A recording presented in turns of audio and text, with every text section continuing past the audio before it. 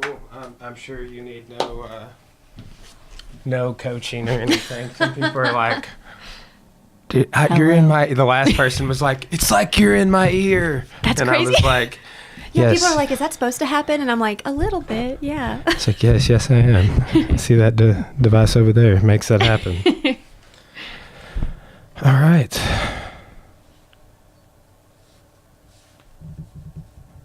Okay, we're recording. Hope Adair in the studio, Life Unraveled podcast. You are guest 27 on this particular show. I do a couple of different shows, Cool. as do you.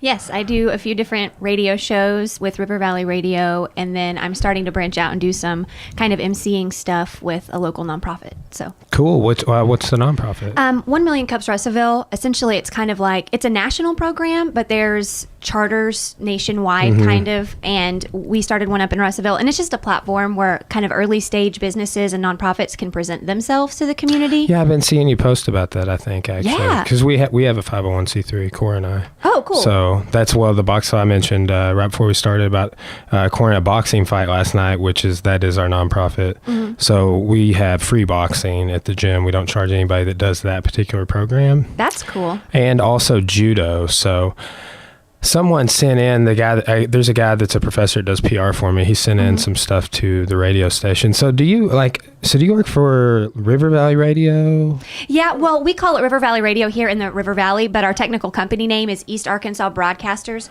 Our home offices are in Wynn and Stuttgart, and we've got a few other, we have a location in Morrilton, like EAB, East Arkansas Broadcasters, just has okay, several so that's what that frequencies. stands for. Okay. Yeah. EAB, But we're I still hear that River all the Valley time. Radio here at home. Okay, but so I hear first, like I was hearing you on 97.1. And then now I hear you on 100.9, right? So you is that in the same station? Is your 97.1 through the university? Like, how's that work? 97.1's kind of my baby. We bought that frequency and they wanted me to do that on it, and then that was going well, so they invited me to 109. But all of our major stations were all housed on Parkway, like in that building. Yeah. And so like the way it works is we have like our front offices, like our business offices, and then we have kind of like small rooms, and each one's like a different studio or a production room. And so they just wanted the demographic on 100.9 kind of leans more predominantly female, and then it's in the age group like 18 to kind of 35, and so they wanted that demographic to, I guess, come out on air. And so Johnny does a really great time like for the morning show, but he's so busy. He's been in forever too. Yeah, he was spread super thin, so it was really nice. Like we were able to get some more frequencies. They were able to hire me on, and then Jarrett Jackson, he was here forever. He got a cool job up in Hot Springs, like a cool gig for his family. And so then we got Drew Mitchell from Little Rock, and so we're able to kind of like branch out a little bit more, which is really, really nice. Yeah, no. Well, so I just I think that is a great idea, because I know you do, because I hear you on the radio all the time, and I don't actually listen to the radio a lot, but every time I have it on, you are on talking about stuff. And then too, I guess I follow either, because we're friends on Facebook, or I follow you, like you go live all the time too, like I guess on their Facebook page. Yeah, if we have I do like our weekly event blurbs, and then if we're ever like at a live event doing like a broadcast, then we do Facebook Live for that too. Yeah, so. like I guess you do your like community calendar stuff live. Yeah.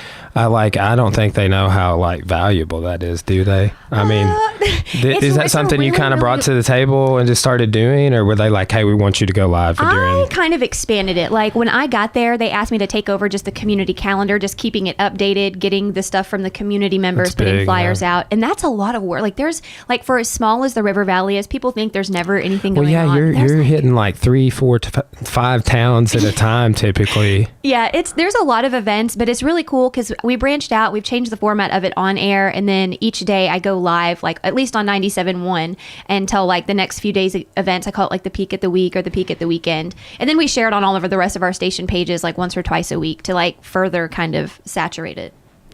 Wow. Yeah. So how did you get into doing radio? Did you go to school for it, or like what? It's actually really funny that people ask me that sometimes, and my story is kind of the outlier. It's kind of unique. I was actually at Tech as a music major.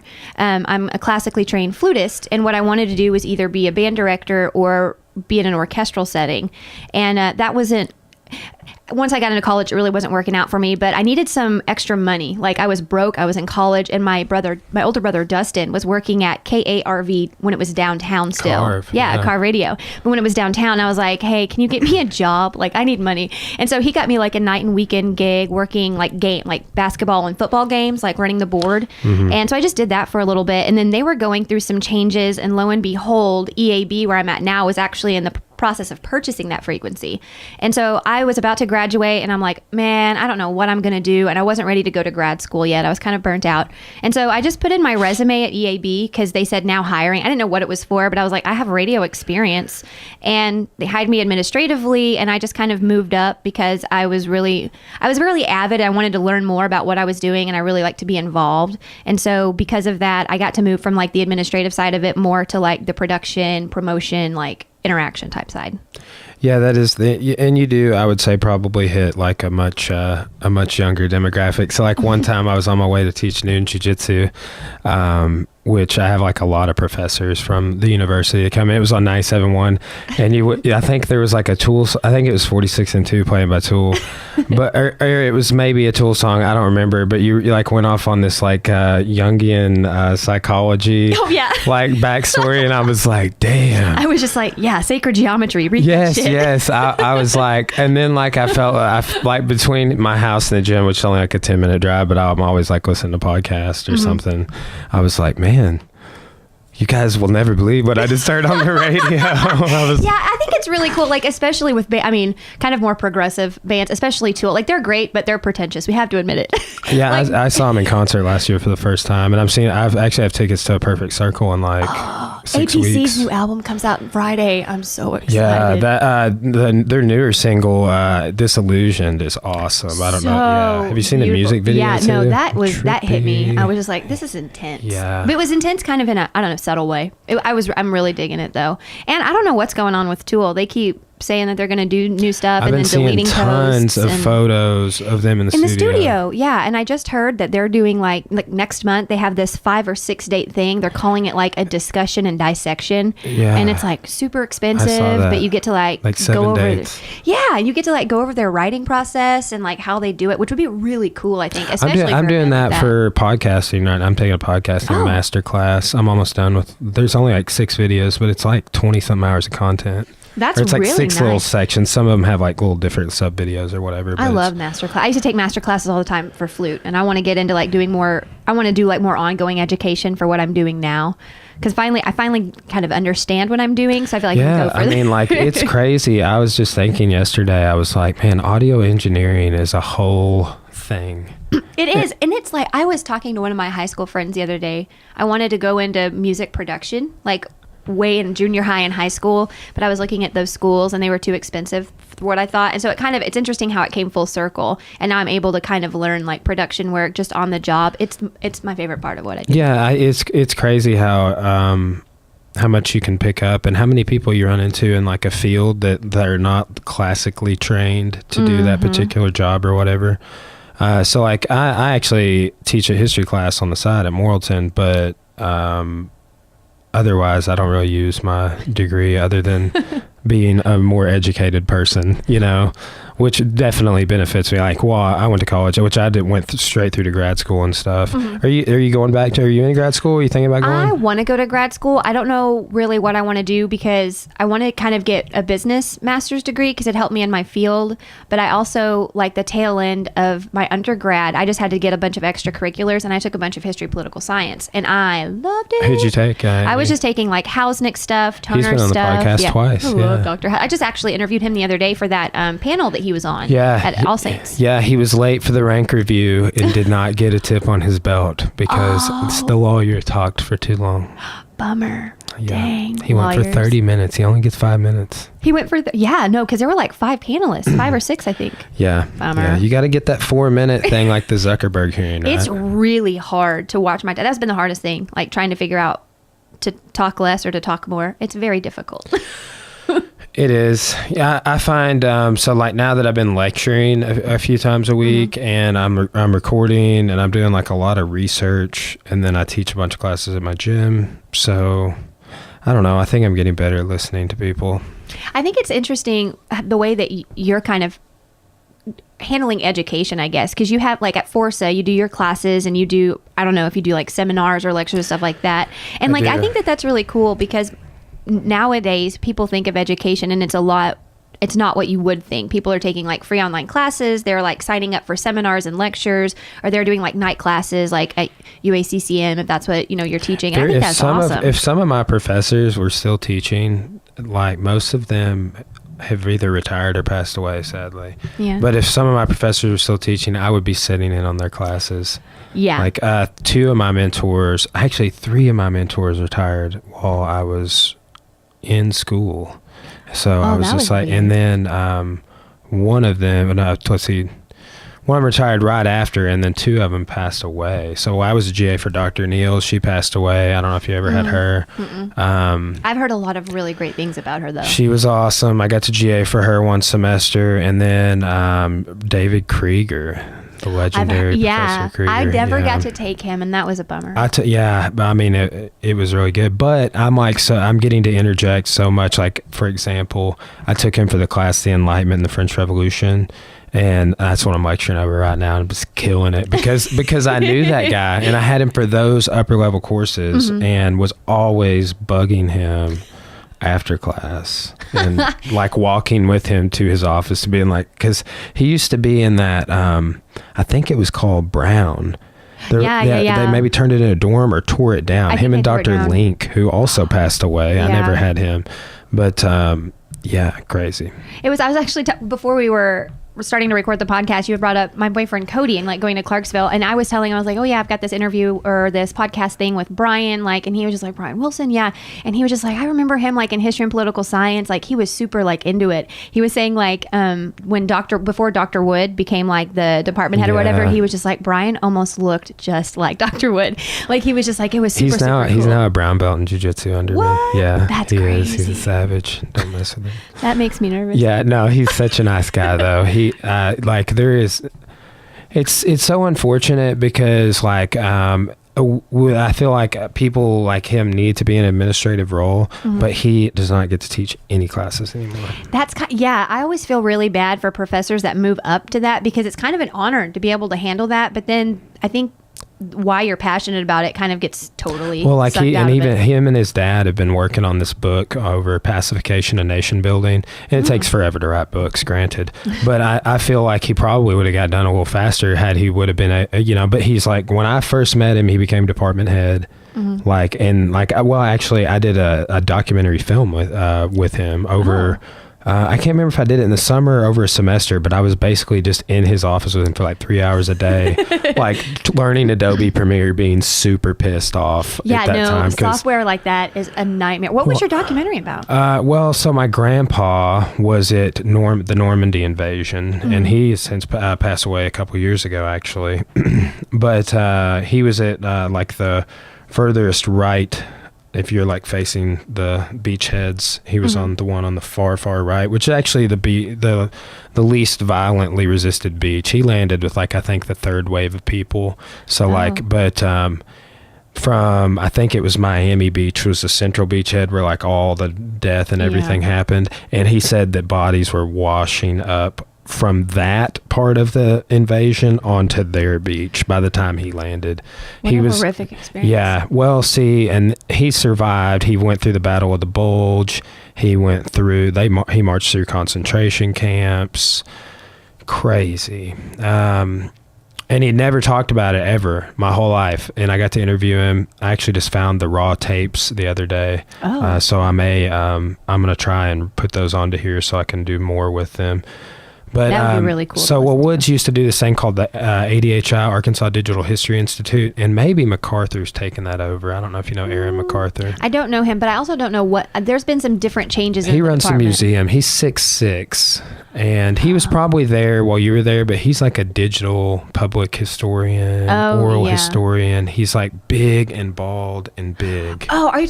Now I know who you're talking. Yes. Yeah, well, I'm thinking like big. Yeah, super tall. He's a giant. He looks like a tree. Yeah, he's our wrestling coach. Wow. He's an all-American wrestler, heavyweight.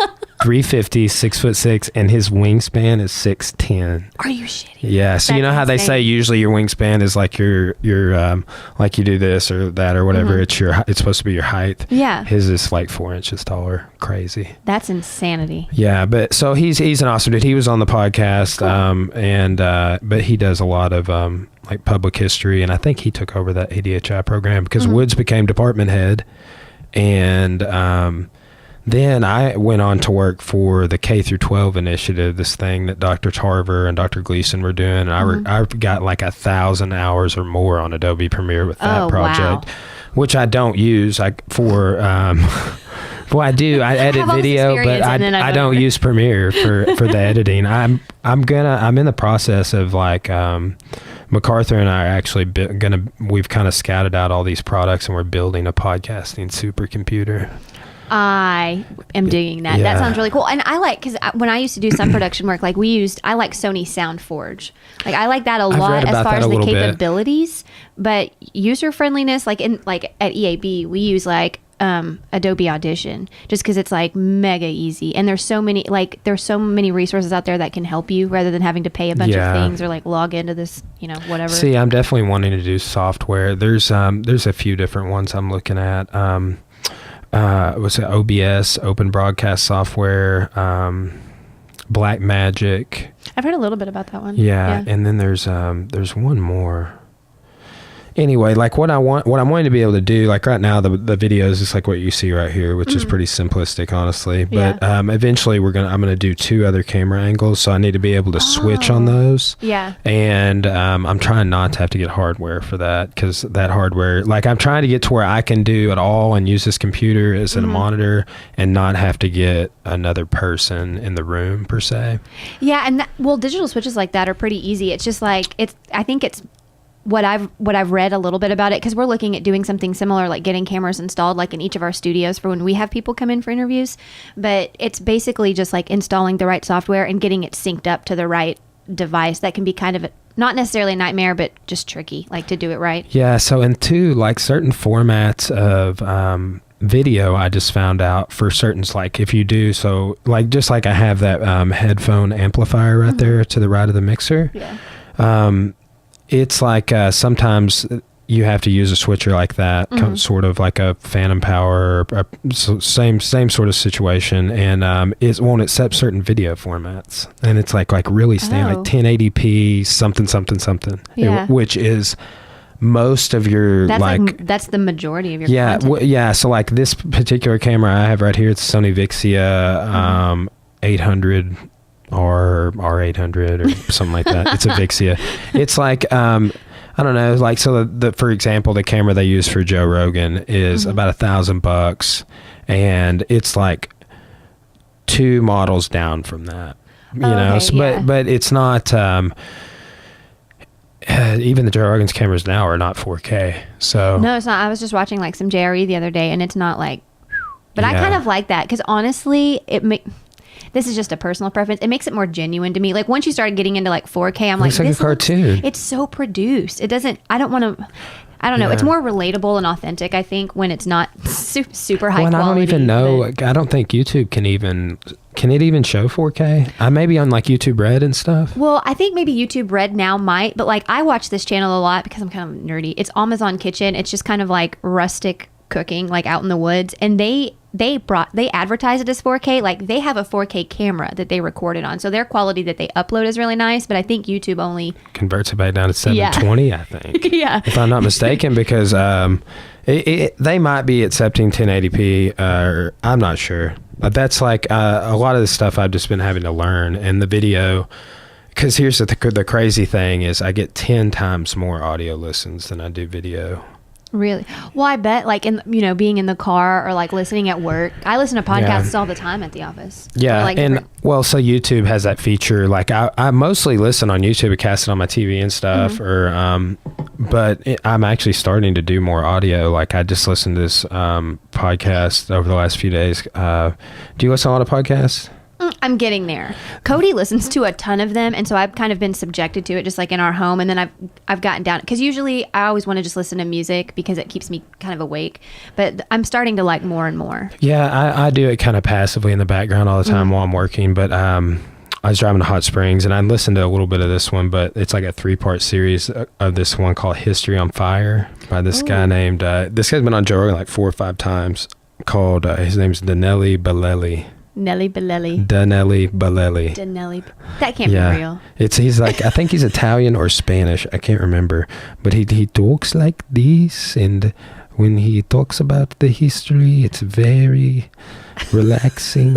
But he and too, like Joe Rogan does one of his lead-ins, like so. Oh, that's cool. That's big, because he has like, that's like the number, like the echelon. I heard he's making $100,000 an episode on YouTube alone. I don't know if that's true. That's ridiculous. That's also really kind of cool. I mean, that you can just kind of sit at your home. And I hear, like, he goes on like marathon recording, like he'll record a whole week, like in a day or two, and he'll just knock it out. And so he gets all that money, and then he's just good and has all this time where he does, his free running or his elk hunting or whatever else he does. He does a lot. He's a beast. That's like, I'm probably about to be teaching more history classes for Morrilton. They're wanting me to teach. What are you teaching there right now? Like, what are your Western courses? Civ is all I'm teaching right now. I'm teaching one section now, and I'm teaching another section for the summer. But they're wanting me to teach like 5 courses in the fall. So, and I may do that because I really don't do anything in the daytime other than podcast.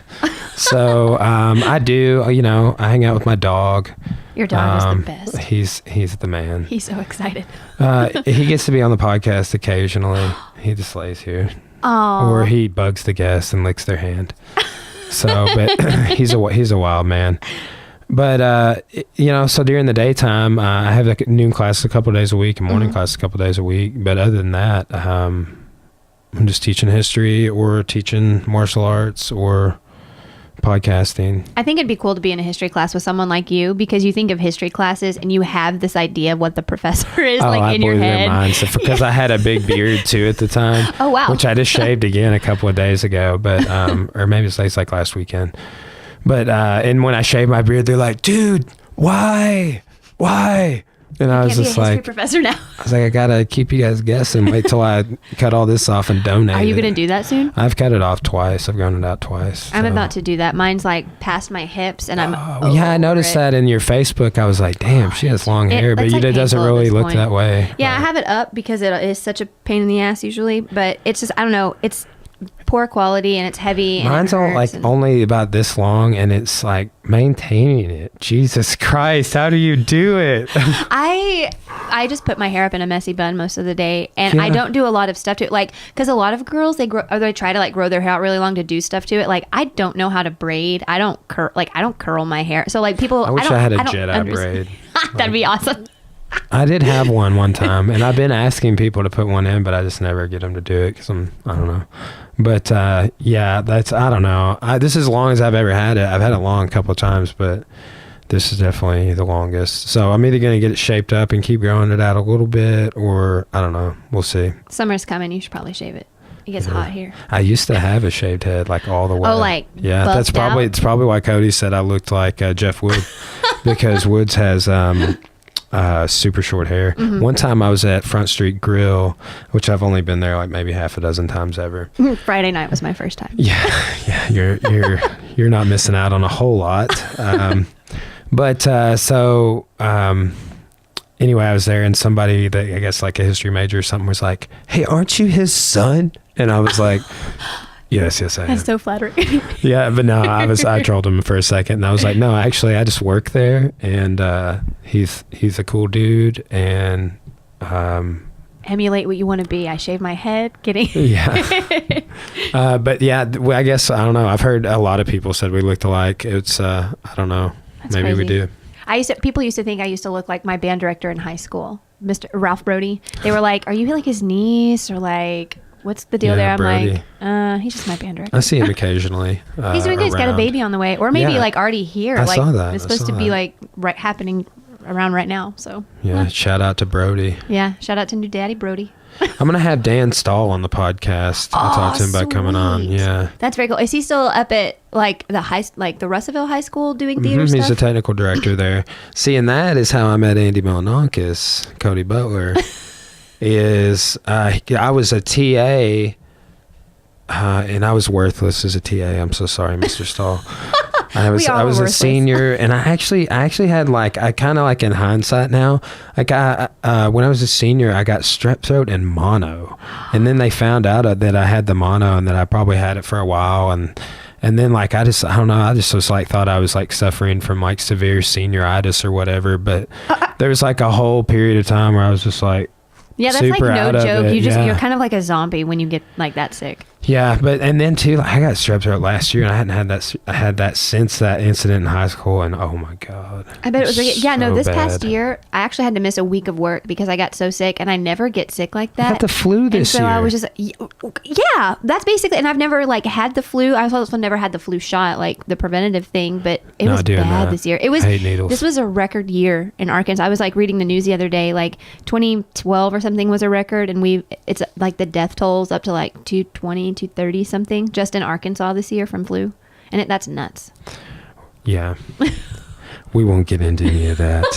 Yeah, let's not go into the vaccine. I'm like, hey, let me pull up this Bill Gates interview. No. I am going to do a whole series of podcasts on like the history of conspiracy theories and false flags and stuff like that. Oh. Yeah. Give me the deets on that. Yeah. Well, see, that's what's so fascinating about this History on Fire podcast I was just mentioning is have you ever heard of the My Lai massacre? Yes. I don't know the details of it, but yes.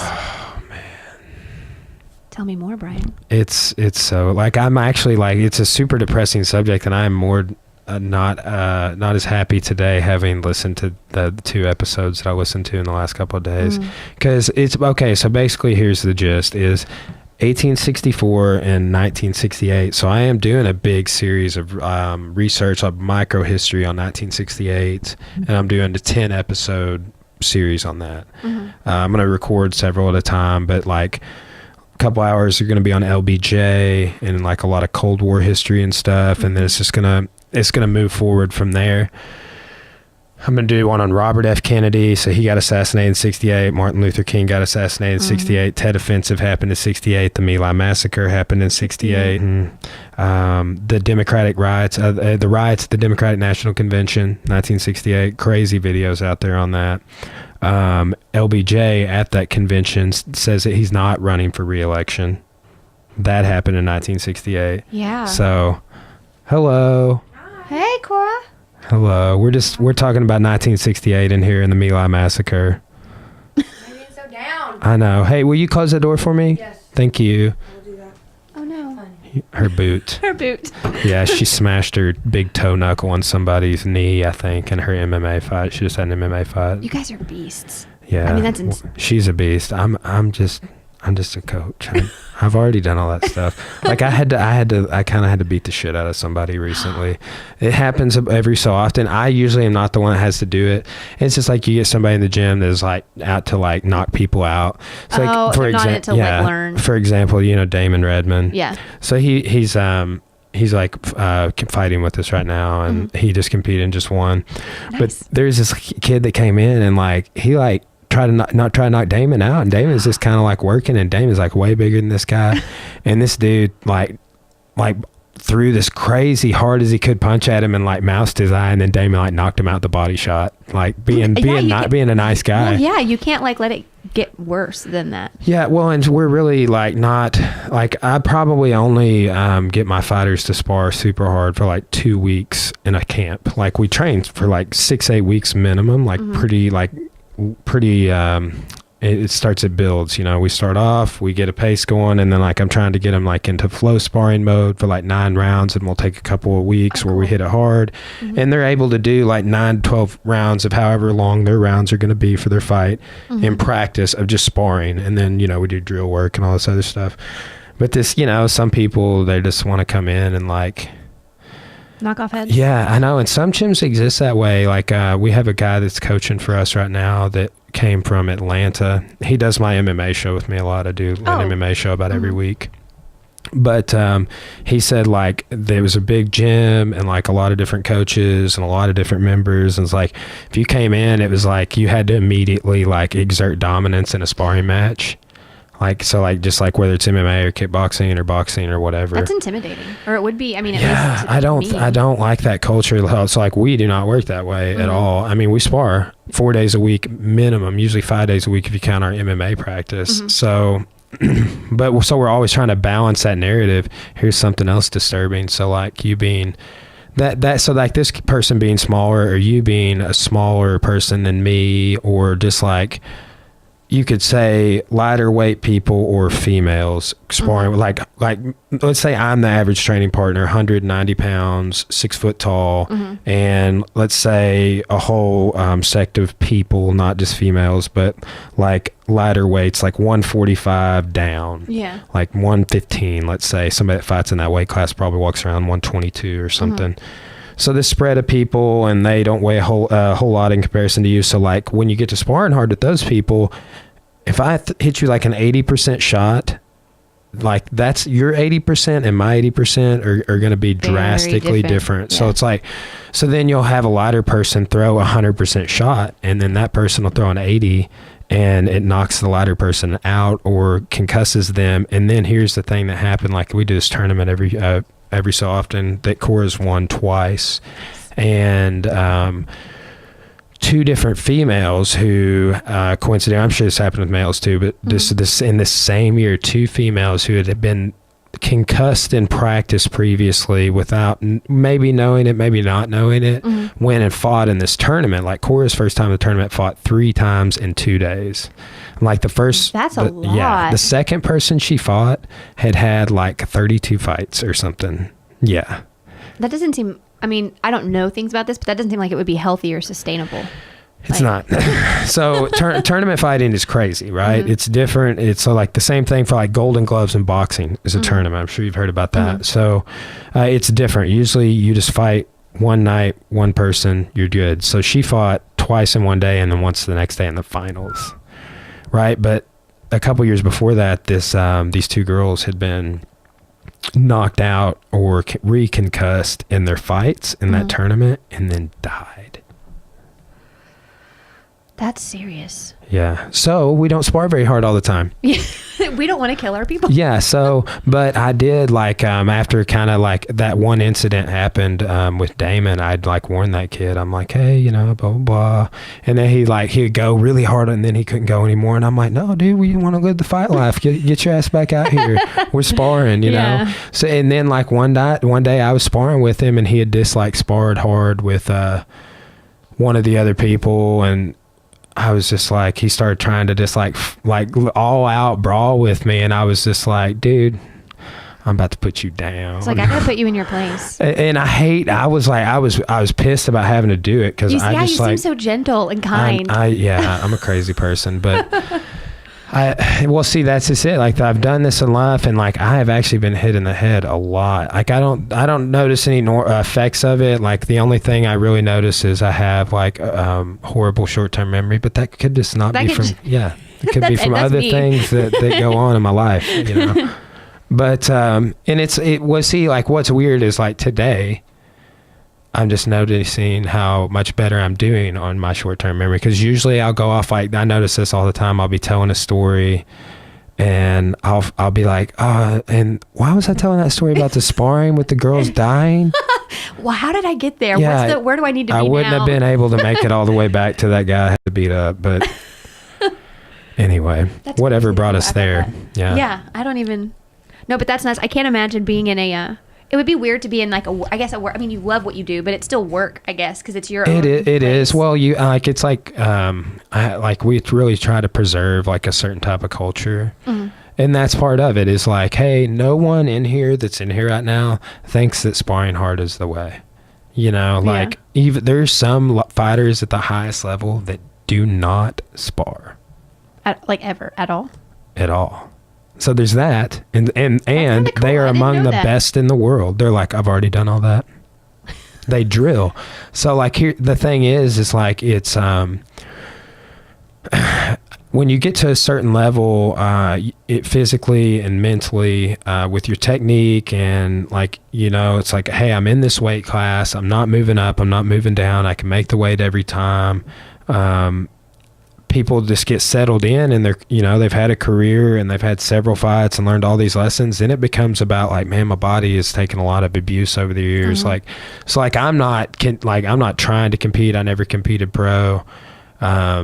But I corner all these people that do, and I'm super that is one thing. Like right after we had 3 people fight, and my boxer who fought last night and won, he got hit like maybe twice, So in 6 minutes, he is a savage.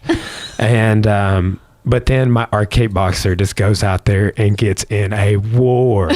And like, we're just like, holy shit. He comes back and he's like, dude, I'm so tired in the second round. I'm like, bro, take it easy. Calm down. Let's just sit here and just talk about how we're going to be breathing. And so like I calm him down for like 30 seconds and then I'm like, here's what we need. I need you to do more of this and more of that. Mm-hmm. Say it back. What am I going to do? And he's like, this and that. And then I asked him, I was like, you remember what I told you to do? And he's like, no, I don't remember. I couldn't handle that kind of like adrenaline or that kind of pressure. See, I don't really like it either, honestly. That's a lot. I'm like, it's weird. I competed a lot in jiu-jitsu, and even in that I never enjoyed doing it. I think I competed close to 100 times. I forget how many times I competed like 50 times at purple belt. Over 50 times. So like I can't even keep track how many times it was. So I competed a lot, and I competed in judo a time or two, and I've had fights. I've had fights in kickboxing and MMA. But I just it's like jumping off the high dive. Like I did it a few times, but I never liked doing it. It was more like, I see these other people doing it, and then these other people make fun of me because I don't want to do it. I'm going to go do it just to prove them wrong. Just to be the normal, like jujitsu. Yeah, and then I can say I did it. And how'd you get started? Like, what made you want to do this? Just like being physical, or? I actually would have never got into it. Just like a buddy of mine, like right after we graduated high school, was like, dude, you want to go train MMA at Inferno? When Inferno was in Clarksville. And I was like, yeah, let's do it. So we went and we did it. And then he stopped training after a while. And now you're a master. Yeah, well, I've just earned my 3rd black belt, actually. Oh, congrats. So thanks. But that's so I just got my black belt in jiu-jitsu, which it takes the longest to earn. So it was like 11 years and 4 months it's like a PhD. That's kind of interesting. I didn't know. I figured it was just like a few months. No, I mean, like, no. I am kind of ignorant when it does come to that kind of stuff. Yeah, like Taekwondo, for example, like in this very town that we live in, you could go in and start paying like maybe $300 a month in this scenario. We don't, our like unlimited family membership is like, oh yeah, you got a family of 5, y'all can all train for like $200. That's cool. That's awesome. Yeah, we're super, and we don't do contracts or anything like this. So, but like this example of this would be a real location, and this is based off what people that come to us tell me would be like, okay, you sign up, you want to get a black belt, you say that's why you're here. That's going to be a contract. You're going to pay $300 a month for 3 years, and sometime during that period of time, usually about like a year and a half in, people earn black belts in Taekwondo. That doesn't seem very... And I'll beat the shit out of those people. Very thorough, yeah. Anyway. I'll show them their black belts are shit. But, well, I mean, Taekwondo's, it can be really cool. It can be really effective. Like, anything that becomes a sport gets, like, super stylized, so it becomes weird. Like, I've been joking around with people because, are you familiar with, like, the position... Do you watch any MMA? Mm-mm. So imagine, like, this position full mount... where like you're on your back and I'm like sitting, like straddling you, but that's called full mount, and that's where like people like to punch each other from. But I've just been doing this to people. I just like, I get them in that, and you can't do this in any sporting contest. It's illegal. I just get them there and then I choke them like this. And they freak out, and it's awesome. Just hearing that, it's awesome to watch people just... Yeah. Well, see, in MMA, you can do that, but you can't squeeze and you can hit. Okay. But so like, that's the example of the stylization of sport is like, you have all these protections. Like, hey, we're going to put a ref in there, blah, blah, blah. So like we balance all that. It's like Yeah. we're big on self-defense because the reality is any gym, most of the people don't compete. Mm-hmm. You know, so, and then I have all these people that do jiu-jitsu that don't do striking. Oh. So I got to teach them how to deal with people that might be striking at them. And then they wouldn't want to strike back. Is that, or would they do that in that Well, scenario? it depends. Just, I teach all that to about everybody anymore. But like, think about this. Like, have you ever done any punching? unfortunately. Okay, cool. I always, anytime I train people and I'm teaching them the hook, I'm like, have you ever slapped anyone? And they're like, yes. I'm like, okay, it's like that, but with your fist. I was like, you wouldn't do this. You're going to go all the way through with it. And, so punching is like an art form. And like, for example, my boxer Tim last night lightly sprained his thumb because even the most elite level strikers, which he is a high level striker, miss. People move. It, like Cora jacked up this, like jammed her or sprained her knuckle. So like jammed her finger and sprained her knuckle both. So like when she would do that, it was just like excruciating pain. And that's actually hard to hurt. Everything you do sounds excruciating. Well, this is really hard to hurt, right? Like, look how your thumb supports those two fingers. Yeah. That's human evolution right there, right? Yeah. Like, these are, they call that a boxer's fracture when you break those two fingers. Oh, because it's kind of going to happen. Yeah, so you just have this unique little club with these fingers. Yeah. And, like, so, like, I usually teach, like, people that don't do striking to, like, palm people. Just like, wow. That hurts too. Yeah. Like I'm gonna tell, like I would just, like we were talking about this. I did a pro lesson with one of my coaches the other day, and he was talking briefly about slapping someone on the ear, and I'm like, oh yeah, I'm a big believer in that. Oh yeah. I got one time a group, we were drilling jiu-jitsu, and my buddy Nathan Murdoch, he like did a crazy, like the technique you do like a flip of some kind, you know, and like he landed and his foot like smacked my ear and perforated my eardrum. Oh. Yeah, I didn't think about how sensitive those are. And I know a lot of people, they teach you to like, you know, club their ears or like do the air pocket thing to where it like makes it hurt. Yeah. Or you could just pull their ear off. It only takes like 22 pounds of pressure to sever a human ear. That's crazy. I also heard that it's really easy to bite a finger off. It's like biting a carrot, but your brain just like tells you not to do it. And then I bit a carrot when it said that, and then it kind of freaked me out, and I was like, ah. Have you seen that show on Netflix, The Outsider? It's got Jared Leto in it. Oh, you got to watch that. Okay. I think I don't know. Maybe you wouldn't like it. No, that's Mr. Nobody. I was thinking about like the cover of it, but that's not it. Okay, I'm gonna give you a quick spoiler. So it's about the Yakuza. Okay. And Jared Leto's character, he is in this prison post World War II, and he gets out. He helps this guy in there who's like connected to the Yakuza, and that guy gets him out when he gets out, and so like that guy like cuts himself open so he can go to the infirmary. But anyway, so like he helps him by like calling the guards. Oh, he's gonna die, and then he gets to the infirmary. He's able to call, like people don't know he's in there or whatever. So, but this all about this Yakuza crime family battles in Japan post World War II, like right after the war, American occupation still going on. And at one point, these people have dishonored the family. So it's like the father, like the patriarch or whatever, like, you know, Don Vito Corleone of Japan and the Yakuza. He's like sitting there, and they like set this cutting board out, and like the one guy walks up and he like puts his finger on and goes and like cuts his like exactly biting carrots. Like, that's what it reminded me of. It just stressed at my brain. It just kind of like.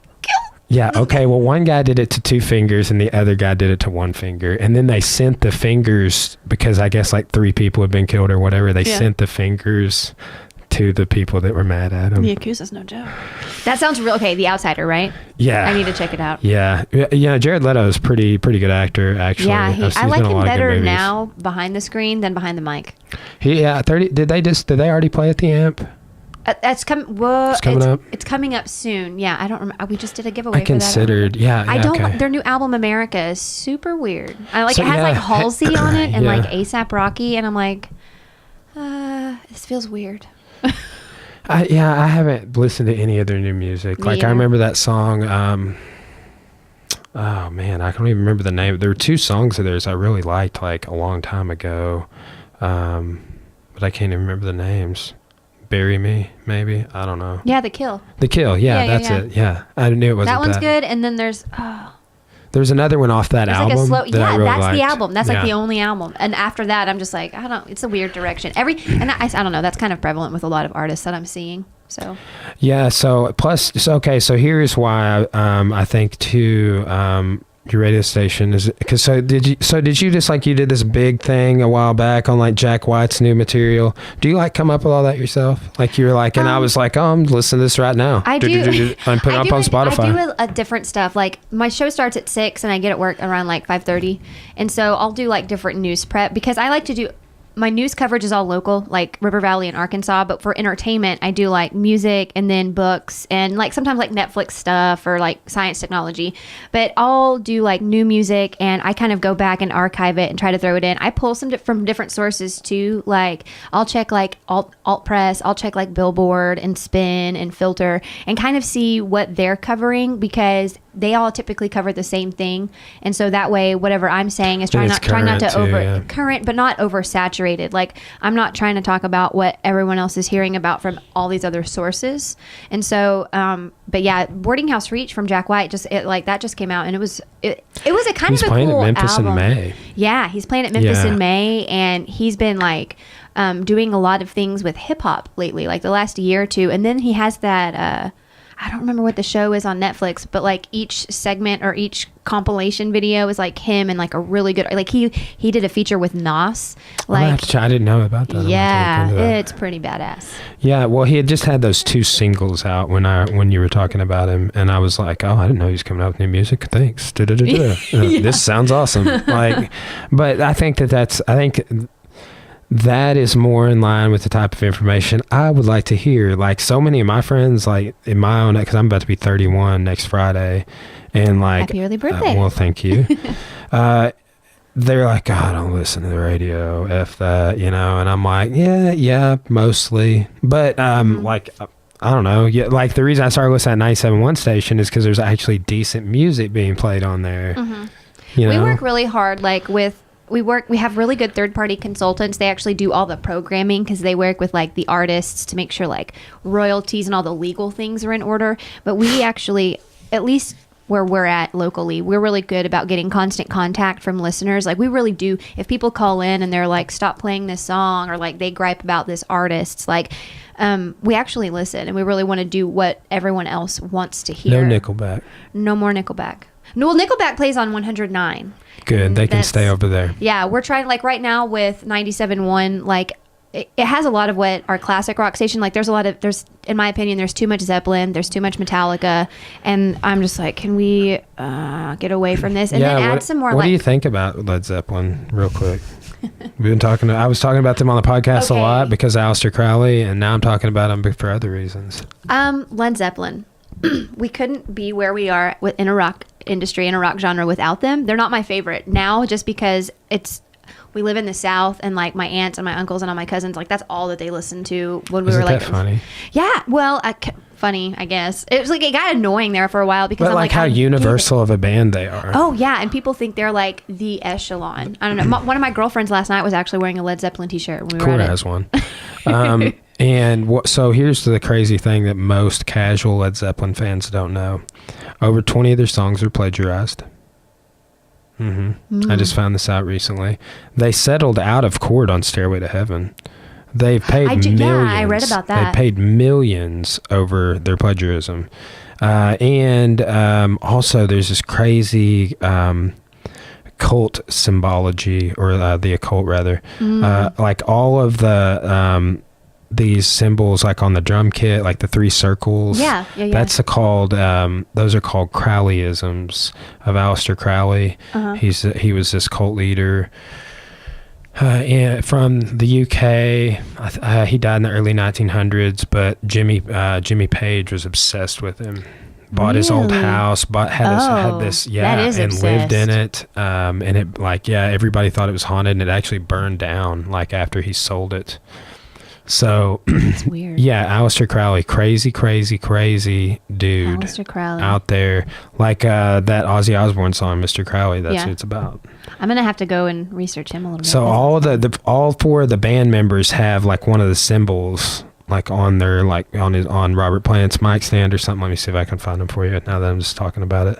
See what I had no idea. Yeah. See, what I want to be able to do is just like what I'm doing right here. I would just do this on the Mac, but I'm like recording here, so I'm not gonna do anything. But I'm gonna type in where I can pull this up. I'm gonna use that as a monitor to where it pops up on the camera. Because right now I've circumnavigated to where I don't use the mic on the camera, and this goes onto the camera. So. Nice. Yeah. Did you do it all yourself? Well, Jerry Bruckheimer's nephew actually is who helped me with doing that particular part, but everything else I've done myself for the most part. One of my other buddies is a. So these are the symbols, right? Yeah. These are all Aleister Crowley symbols. That says Zoso. That was John Bonham's symbol on the drum kit. This feather here, I can't remember who was what. I think this Trinity was Robert Plant's. Yeah. Oh, nice. So you are not a casual Led Zeppelin fan. Well, I didn't even know that was a Crowleyism at the time that I got it when I was 19 years old. Yeah. And then now I'm like, yeah, I got a Led Zeppelin. But too, now I'm just kind of like the main reason I hate on Tony Robbins so much is because he's plagiarized like sentences and paragraphs of like people's work and had to settle out of court in court and all this stuff. So like I'm pretty being a professor on the side, and I don't know, I just have a major problem with academic dishonesty. Well, it's so there's a difference between simple and easy, and people want everything to be easy, and it's not necessarily, but like coming up with your own content is simple. And I don't people that do that, like we had a problem in it was a history and political science class. One of the people wrote their, term paper or whatever, and it was just like totally fucked. They had it was super plagiarized, and I was just like, what do you, you're doing yourself an injustice. Why are you doing that? Oh. Yeah, I don't know. Like I would say that's like the things that I notice now that I'm like on that side of the classroom. I mean, when I was a GA, I didn't even notice it, but now I'm just like, you guys. Like literally, here's what I do before the test. I'm like, hey guys, on Tuesday, and I send an email out. I'm like, on Tuesday, and I'm announcing this in the Thursday class. On Tuesday, I'm going to be reviewing the test. I will be reading every question from the test and telling you the answer. You should show up. That way you can make an A on the test. Yeah. And so I do that, and still, like last test, we had like so many bad grades. And then I was like, everybody write me a explanation of why you suck and why I should give you a better grade. No, and that was really frustrating because like I had classes at Tech or whatever, and it felt just kind of like an extension of high school because it's like we weren't really reaching levels of higher critical thinking. See, that's my main goal, is to teach them. Like, I actually had one student that because I was talking about Genghis Khan, and I like went deep for like 2 weeks. I was I was telling him all about it. And this one girl after class, and I think it was Genghis Khan, or like we had just talked about so much raping and pillaging by the time we hit Christopher Columbus that like she was disturbed. She's like, could you tell me the days you're going to talk about these things, because I don't want to be here. I was just like, damn, history is sad. It is. And it's funny, like that's humorous or whatever, but a lot of I'm seeing it a lot more. We just skip over the not so great parts sometimes. Okay, so we were talking about that earlier. So the Sand Creek and My Lai massacres. That's what. So Corey came in. I got distracted. Short-term memory. But so in '64, the Cheyenne, Colorado territory, like outside of Denver. Get massacred by the United States military, like in a peaceful village with an American flag and a white flag raised. They were had just struck an agreement with the government and like surrendered. But there was this other violent sect of the tribe called the Dog Soldiers, and they had been causing some problems. Everybody knew that these people, it was just an atrocity, and all of these, the accounts of the things that happened, I actually made, I shared this post on Facebook earlier, and probably no one knew what it was or anything, but I will read it on the podcast. I'm excited. But this Danelli Bolelli guy on History on Fire, he has these. It's an episode called Anything That Moves. There's like 3 parts to it: the parallel stories of Sand Creek and My Lai. But this guy. So this guy was one of the peace chiefs. He was a member of this thing called the Council of 44, and they wanted to have peace with the whites. So, and he like runs out when there's no warriors in the camp. The army surrounds the camp before daylight, puts cannons out, and like they all huddle up around this flag, and there's this chief named Black Kettle, and he's like, hey, no, they are not going to do this. Everything, there's an honorable agreement that's been made. We're going to be taken care of. We're peaceful. I put up the flag like they told me to do. And there's this one guy named White Antelope that he starts walking out towards them with like hands up and a white flag in one hand, and they shot that dude. And he was singing his death song when they shot him, but his death song is "Nothing lives long, only the earth and the mountains." The death song of Chief White Antelope of the Cheyenne tribe, murdered and mutilated by American soldiers at Sand Creek, 1864. They cut off his nose, they scalped him, and they cut off his testicles. And they used his testicles for a tobacco pouch. That's fucked up. Yeah. Super fucked up. That gets you. Yeah, it does. And then 104 years later, we're doing even worse shit with with grenade launchers and M16s, in Vietnam. And it's even more like, because we have photos of that. Yeah. There's proof of it. But that, I mean, like it was all, and like the thing is the guy who committed that Sand Creek massacre was a politician. He was running for the Colorado Territory's like seat of Congress or Senate or whatever it was. I can't remember. His name was Shivington.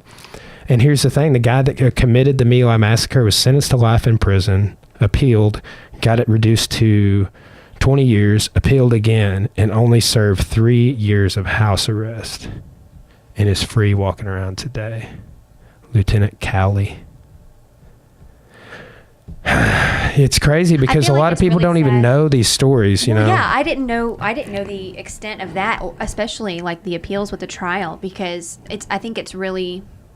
Nixon let him off. It's tragic what we value, I think, in modern Western culture. Like what, especially like not only from politics, but like with the military, even personally, like your friends, when you hear them, like when you hear them talk, or like if they get mad about something, how their viewpoint changes, like when suddenly it's something that they don't want to hear, and it's like all the logic that you've built on up to a point you disregard, because suddenly your emotions get in the way, and it's so dangerous. Well, and like with studying these things, because like I took a class on the Vietnam War, so I'm like, I was well aware of My Lai then, and I've written a paper on it, and I covered it in grad school, and have watched documentaries about it, but like these, like hearing different historians talk about it, but Bolelli didn't do part B over My Lai. It was this other guy named, I think his name was Daryl Cooper.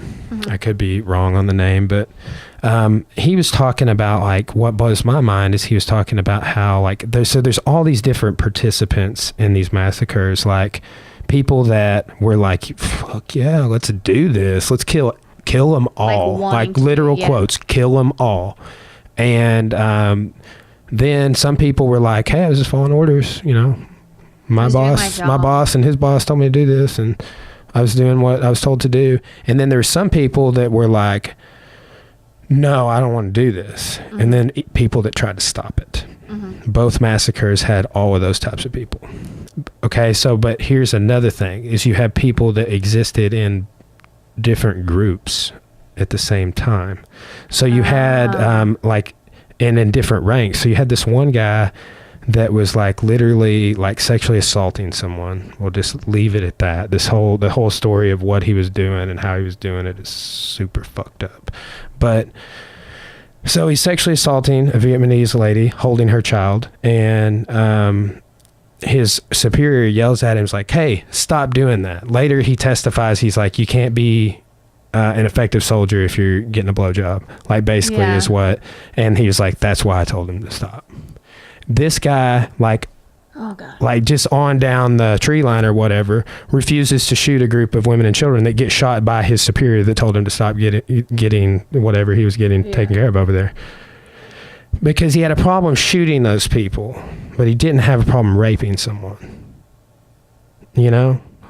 Like, we always have our own very thin line, and we're always ready to move it in whatever can benefit us in that moment. We don't really, and that's something like as I've gotten older, like being able to draw a line for yourself. I mean, that's extreme. Like, those are atrocious things, but like you can do it down to something like, I'm going to keep this line regardless of whatever the situation is, whatever it benefits me, because like sexual assault, whatever, that's a big hot topic right now, but that's a whole other nightmarish conversation. But like, it's actually like physically pleasing, or it's a stimulant or whatever, but then you're okay with it or something, like you can rationalize it. But people tend to rationalize things just in the name of benefiting yourself, and I think that's the selfish mindset that a lot of people have is just a really dangerous place to be. And it's disturbing because you see it's so prevalent now, and it's so widespread, like with media, and you can just, it's in your face constantly, that it's almost like you can be a fortune teller and see where we're going just because of the state we're in now. Yeah, that's the crazy thing. I think that what raises more awareness, and like why I like that these guys did a parallel between these two events 100 years apart, is that now, like, there's some iconic images, and I'm going to get them. Like, that's what that wall is getting saved for, is a big collage of images. But now, so have you seen any like iconic Vietnam War era images that pop out in your head? Like the girl that had running, that had been was it like Agent Orange or napalm? She had been covered in napalm, or the Buddhist monk setting himself on fire. Yeah. Self-immolation. So these people were like gunned down right after this photo was taken. What people didn't realize at the time is that, like, at this event they had military photographers there, you know, and this is called, so if you Google the lady in red, but like you got, looks like a grandma, and then two mothers and two kids, and there's a picture of them laying on the ground that exists too, because they got just downed, because they suspected that Hamlet had Viet Cong. Suspected. I mean, it had some activity previously. Like, what really got those people doing that is like they had like fallen into all these booby traps, and like if you hear the story about how that particular company and those like you do feel bad for them, and then it's just like, oh, I don't feel that bad for you. What's crazy is this one guy lands his helicopter because he sees what's going on, and he stops it. He stops the whole massacre from happening. And he's like, there's these soldiers chasing these women that are like across this field, and they're going to hide in this bunker. And they were doing that, and then they were throwing grenades in the bunkers and then spraying the bunkers with M16s. And he landed the thing, and he like all these soldiers had to testify and stuff, right? So he landed his helicopter, and he tells the crew, he's like, if those soldiers shoot one of those people, you kill them. You kill those American soldiers. And like one of the soldiers testifies later that like it's like when he saw the guns turned on him, it was like waking up from a dream. That's what he testified. And it, like, just crazy. I think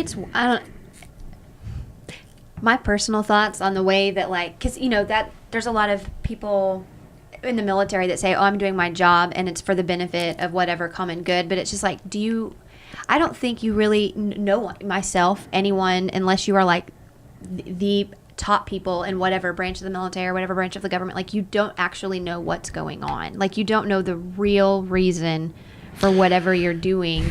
And I think it's really dangerous in the name of patriotism, in the name of love, you know, whatever it might be, to put like to put yourself in that situation, to be like, am I like, to have to make that call? It's a nightmare. I wouldn't do it. I know. I could never. Like, just somewhat recently, some guy, and I think he's actually become a wrestling coach since the time he asked me to do this.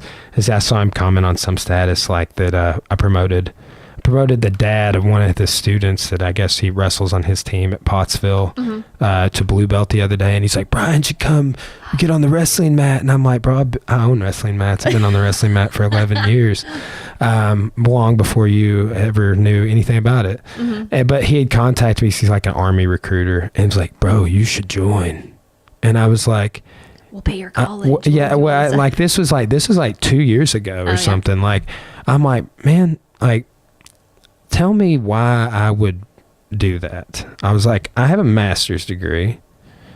I'm this huge difference maker, in my opinion, in my community, and I have a nonprofit, and I train people for free, and I have all these people who are better people, and examples of this and that, and blah blah blah. So you tell me why you would even ask me to do that.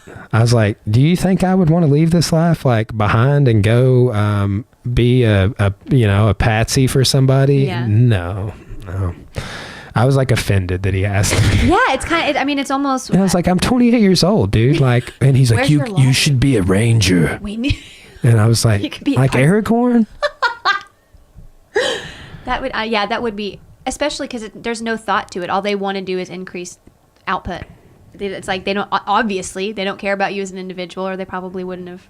I know. Well, and I guess they have to meet a quota of like a certain number of people. Like the demise of everything. Because I've had currently. over the years, I've had people contact me and be like, hey, I'm being a recruiter right now, and I gotta. Like my brother-in-law. You get that a lot with what you do, like, because I mean, all the prep that you have to do for your, body and athleticism. Like, there's probably a lot of different. Have you ever gotten contacted for like any sort of like fitness, like meals or like supplemental type things? But I'm gonna probably try and get like one of the things I just haven't put any effort into, because like I was telling Cora over breakfast / brunch, whatever it was, I had the fried chicken at Cracker Barrel. It was exquisite. Sunday brunch then. Yes. we got there at brunch, but it was like definitely after lunchtime by the time I got my food. But there's that short-term memory. What were we talking about?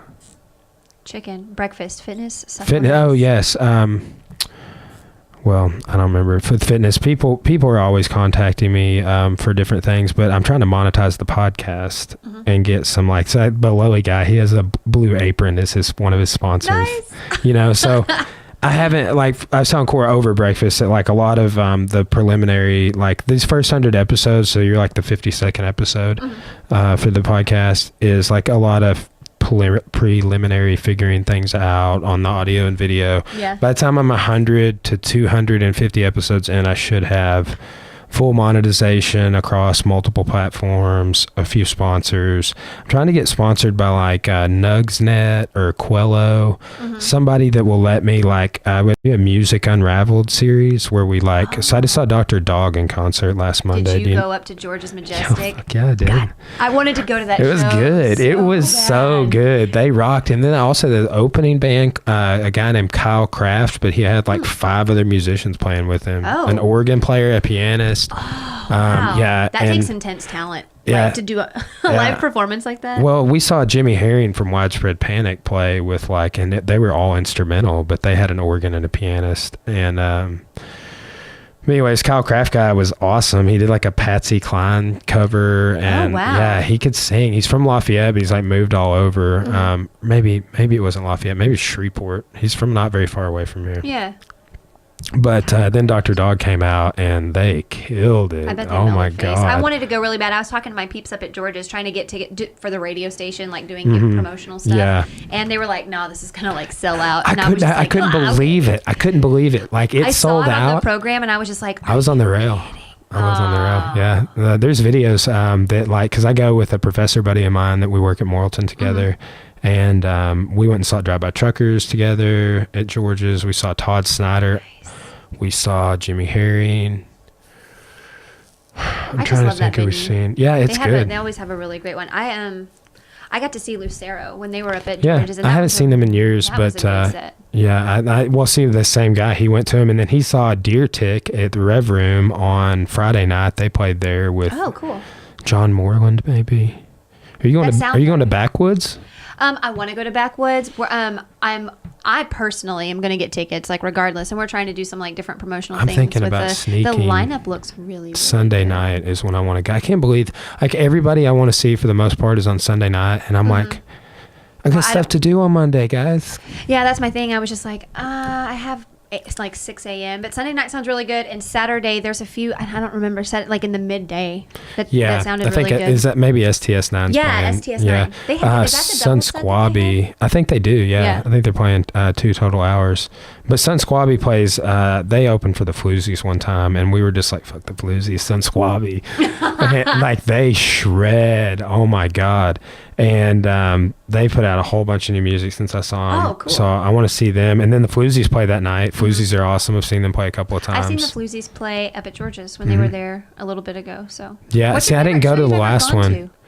ever. Oh, Roger Waters. Nice. I saw him twice. Oh, twice. In 2017. Yeah. Very cool.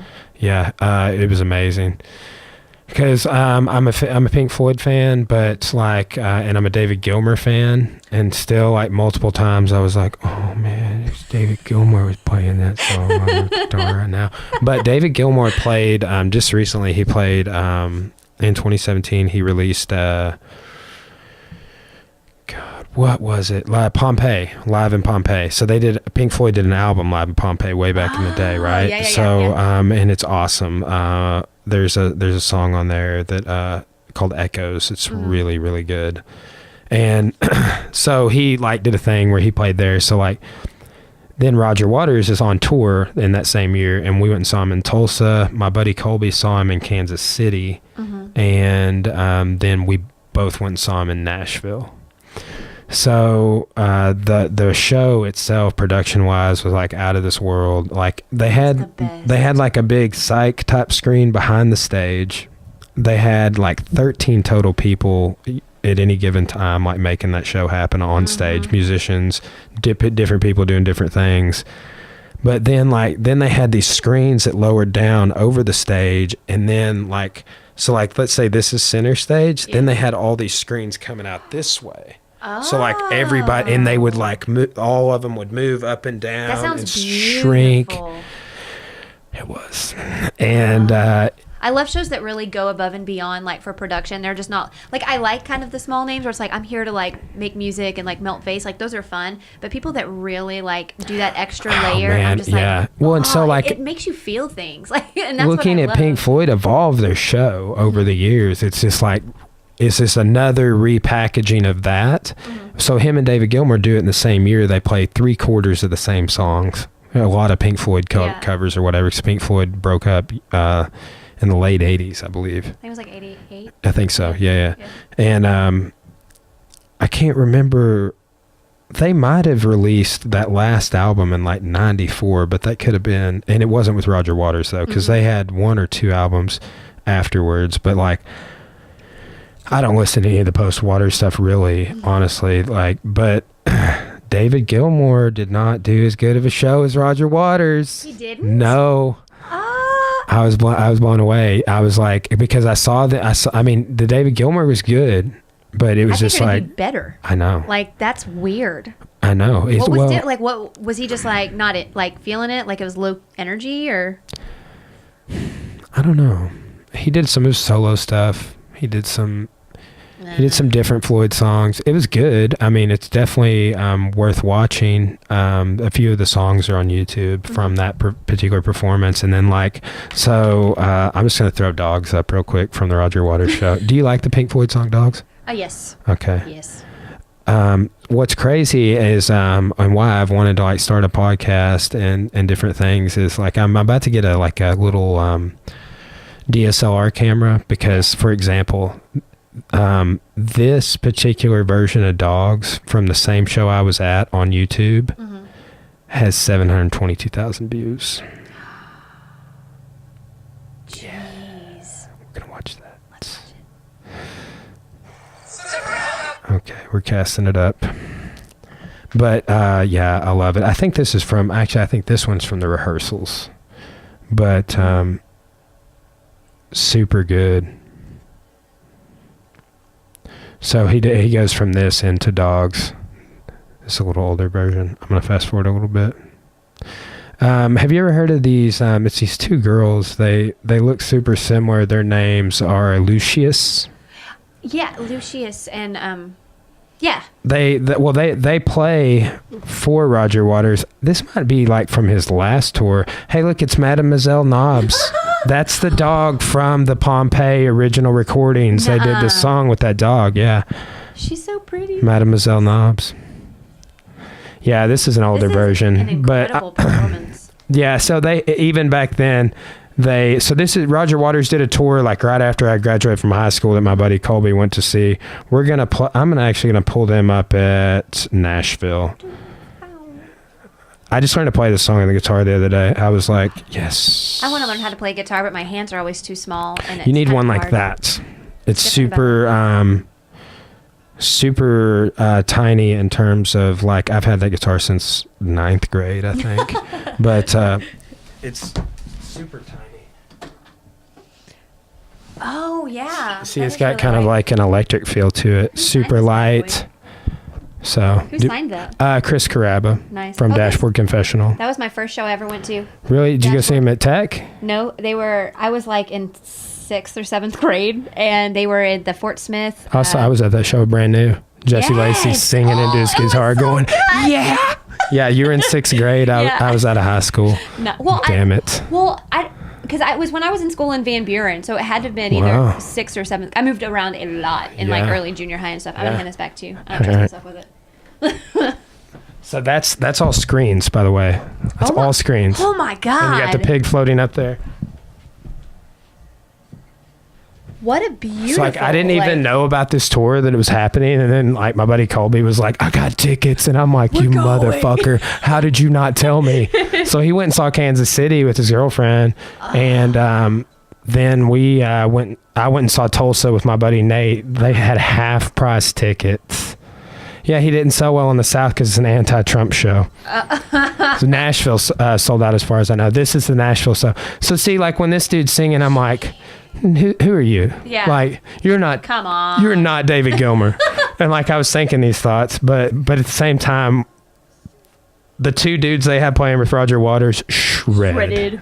Yeah. But it's super good, and when he usually does, and like his past tours and stuff, his set list, he'll do like pigs and dogs together. I don't know if on this one he does. The 17 minutes, so it's probably just dogs. But there's one on here from, let's see, where is it from? I don't know which show without clicking on it, but it's pigs and dogs. It's 32 minutes, and it's from this tour. That'd be an amazing performance. So just to see live like that, and that's something like music like this. I mean, it's older music, but it still makes you feel something. And like new music that gets put out, it doesn't. It's so generic. Every time I'm around my buddy Nate now, I'm like, we were a part of something special. We had a moment. Yeah, I mean, because we were up there just melting. I mean, it was, and both times that I got to see him. And if he was like, he's like, I think he's not touring right now. Is like went overseas. This dude's like 73 years old. Like he may never even do anything again. It's crazy that it can be that good of a performance at that age. Yeah, Can that's you imagine? Lucius right there. Look at again. I'm They are getting like it. getting, yeah. But on Great Gig in the Sky, they kill it so hard because they do that. Whoa, yeah. This is badass. It really is. I can't believe you were there. I know. It was super awesome. And when those screens right there start moving and stuff, it's just mind blowing. But it was just kind of weird. It's like, man, well, it'd be so awesome if it was David Gilmour doing that. Yeah. I just kept thinking that, but I was over it by the second time I saw him. I was like, fuck David Gilmour. Like, this is awesome. Because I had seen that Pompeii stuff, and I wonder what all songs that he's put up on so far. But I just David Gilmour had a solo album that's my buddy that I go to the concerts with just gave me a download to. It's pretty good. His process, he has like a BBC documentary where they on YouTube where it's like 53 minutes or something, and they talk about his process of recording his solo stuff. And I was like, damn, he like has really an assistant and stuff. Really? And his wife is his lyricist. That's kind of cool. I bet that makes it more meaningful. but it's a cool process. It's kind of, I was thinking about that back when, he'll start flashing like anti-Trump stuff up here. Yeah. And people get super pissy about that in like Tulsa, Oklahoma. Oh. Me and my buddy heard this guy talking on our way out, and he was like, yeah, they told us on the radio that this is going to be an anti-Trump. And I was just like, yeah, you could say that. Me and the good old boys are going to... Oh, man. Like when it went out into Cecil like that, just like floats out into a galaxy, and you can see all the individual screens now. Like seeing that live. That being on the crew for this, like behind the scenes, would have been. Colby told me how many semi trucks that took to haul that. They didn't have those screens at Tulsa. By the way, I was super upset. And then they had them in Nashville and they had them in Kansas City where he saw it. But they had them at Tulsa. The Bach. Okay. And it was like full on body scanners and police dogs. I was just like, shit. Yeah, I was kind of like, sketched out. Yeah, that puts you on. Even if you're not doing anything, you're just like, why you like this? It's weird. Yeah. But it blew me away. Like that's why I like this sort of stuff right here, and then too just. Yeah, I know it's not David Gilmour, but it sounds just like him. Yeah. Some band on the radio, like I was driving to the gym, like one of those situations where I was saying, listening to you earlier, and I hear like. I think it was some band covered either Comfortably Numb or Wish You Were Here. Sevenfold has a cover of Wish You Were Here. And I was like, yeah. Okay, so it was Wish You Were Here. Yeah. And I was like, this is a live performance. And I was like, that's not David. This is like shitty. That's not David Gilmour's guitar playing. Avenged Sevenfold did this whole like album of like just covers, like before they were like doing their new stuff. Only like, Humphreys McGee can do that. Yeah. And like it was, and everyone, like people call in sometimes either like, can you play this cover by Avenged Sevenfold? Or they'll call and they'll be like, don't ever play that. That's like sacrilegious against. Well, and then like, too, I'll tell you another sacrilegious cover. My sister-in-law just shared it today, and they're talking about how much she liked it. Was that cover of Zombies, or not Zombies, Zombie by Cranberries by who did that? Some metal rock. Rob Zombie. No. Okay. Who is it? It's Five Finger Death Punch covered Zombie by the Cranberries. I don't like it. I don't like Five Finger Death Punch. I don't either.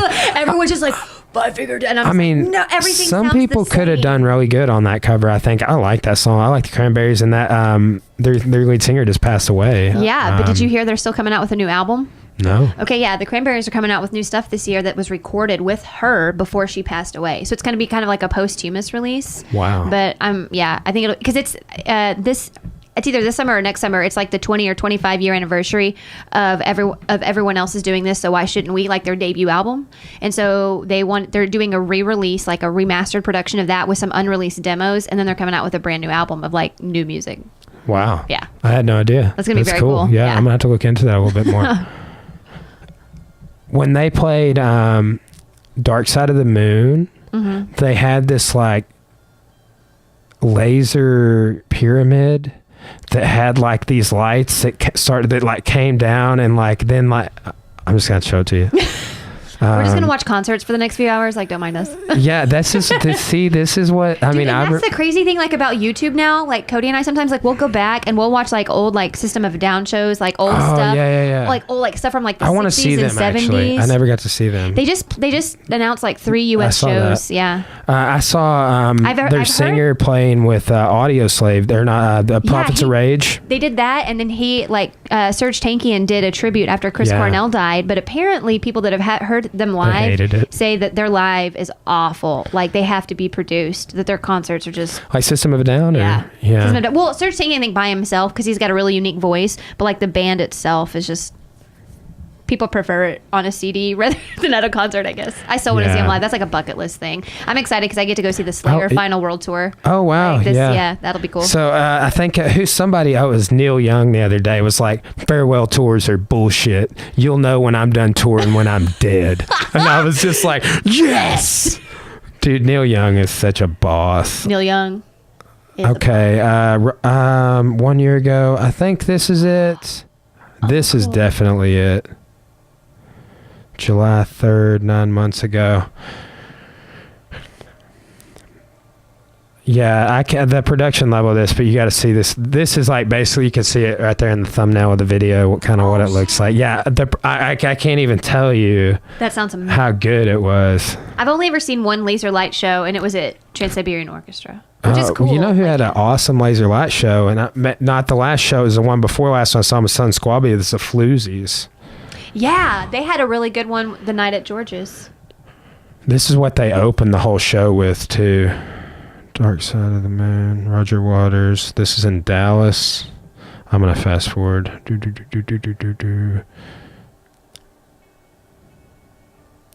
Yeah, this is Eclipse. Dun, dun, dun, dun. Which cool. David Gilmour played that in Breathe. So here's where they start kind of etching it in, right? You better zoom that camera out, dude. Thank you. So you got the little sphere floating around and the pig too. And we could never even figure out where the pig was coming from or where it went.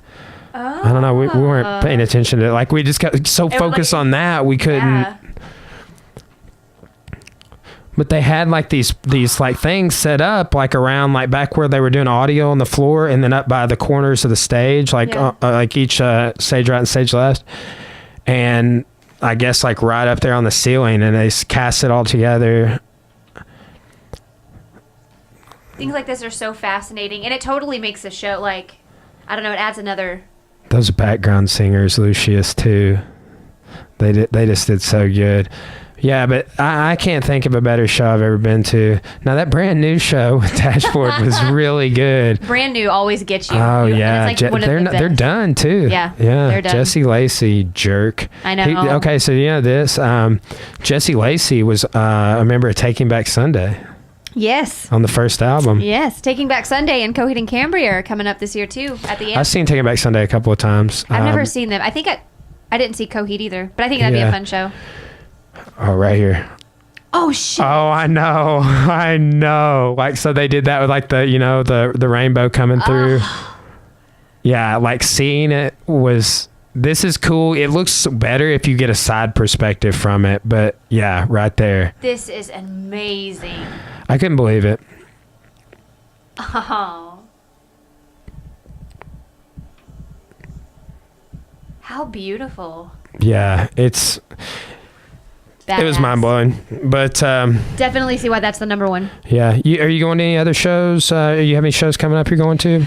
Coming up soon. Yeah, actually, we're going to see Primus and Mastodon at the Amp. I have a guy at my gym I call Jerry the race car driver right now because his name's Jerry. That's funny. Yeah, Primus just released their newest album, The Desaturating 7, which is cool because it's actually based on a really weird like children's story from another like country. Interesting. And so the songs, there's like 7 songs on them, and it's based like the artwork and the songs themselves are based after like that old school children's novel, and it's really, really good. So I'm really excited about that. And then coming up at the Metroplex in May, I kind of want to go see Stone Sour, but I'm really excited for Under Oath. Under Oath's No Fix tour is really coming. Under Oath. I used to listen to them a long time ago. I'm not excited for Under Oath because Under Oath's not Under Oath until like it was the old lead singer, and then they totally changed. And when they got the new lead singer that they have now, they changed their writing process, and I don't like it. But Dance Gavin Dance, which is my favorite band ever, and they're opening with Veil of Maya, and I think that would be really, really cool. So those are the upcoming ones. We got we're going to see Dave Matthews. Mm-hmm. That's going to be fun. I'm ready for their new album. That comes out this summer too. Really? Yeah. Okay. Like I haven't listened to a lot of Dave Matthews like in the last few years, but we've been jamming them a lot. Like Ants Marching is probably my favorite song. It's the ultimate spring music. We have like a 90s Time Machine playlist, and it has like a bunch of Dave Matthews and like Matchbox 20 and Third Eye Blind, and like spring and summer. It's like the best jams. Yeah. What else? That Perfect Circle show. We just got 2 tickets to 2 nights of Widespread Panic in Memphis. They're playing in Mud Island. It's actually, I think it's sold out. Yeah. But I've seen Widespread 8 times, I think, 7 times. Wow. So they're my favorite band. Yes. They're so good. And like a lot of people are like, who's Widespread Panic? Like I listen to them, but I'm not like, I couldn't tell you like album names or something like that. It's like I've never even heard them on the radio.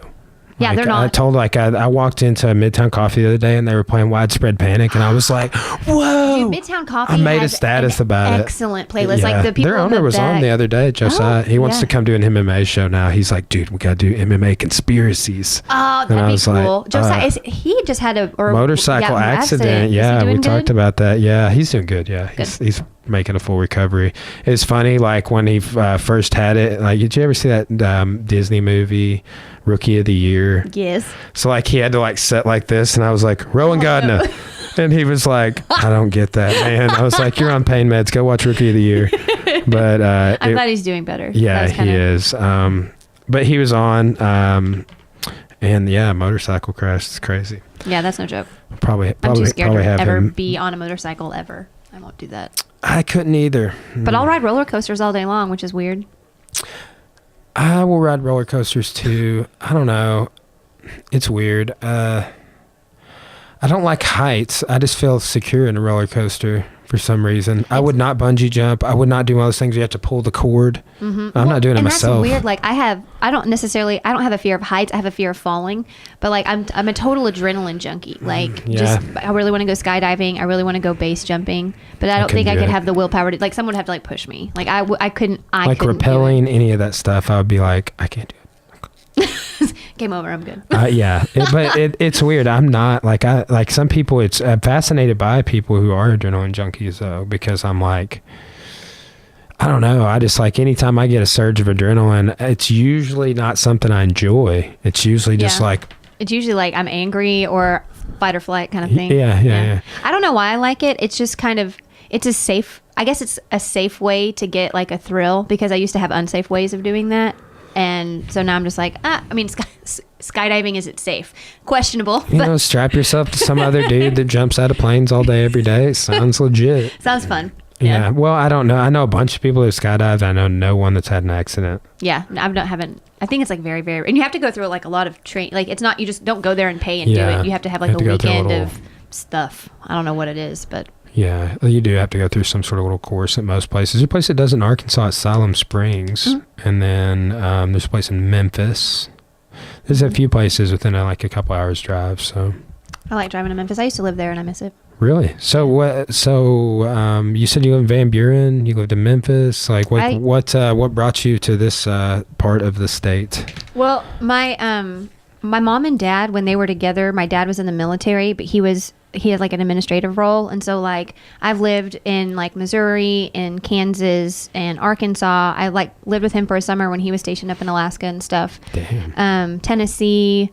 And then, but home base is here. Like my mom's family, like my grandma, like my roots are in Johnson County, like Dunlaps, the Leedses. That's my kin, I guess. Like Blaine Leeds.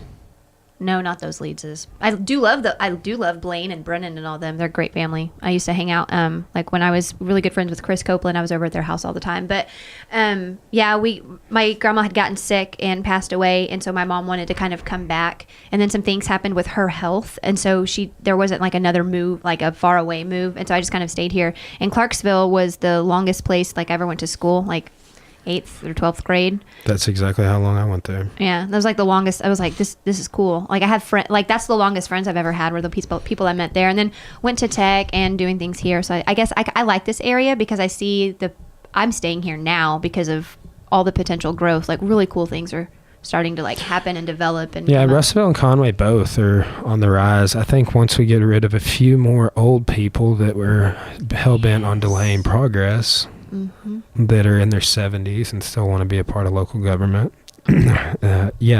Once we get those people gone, we'll be good.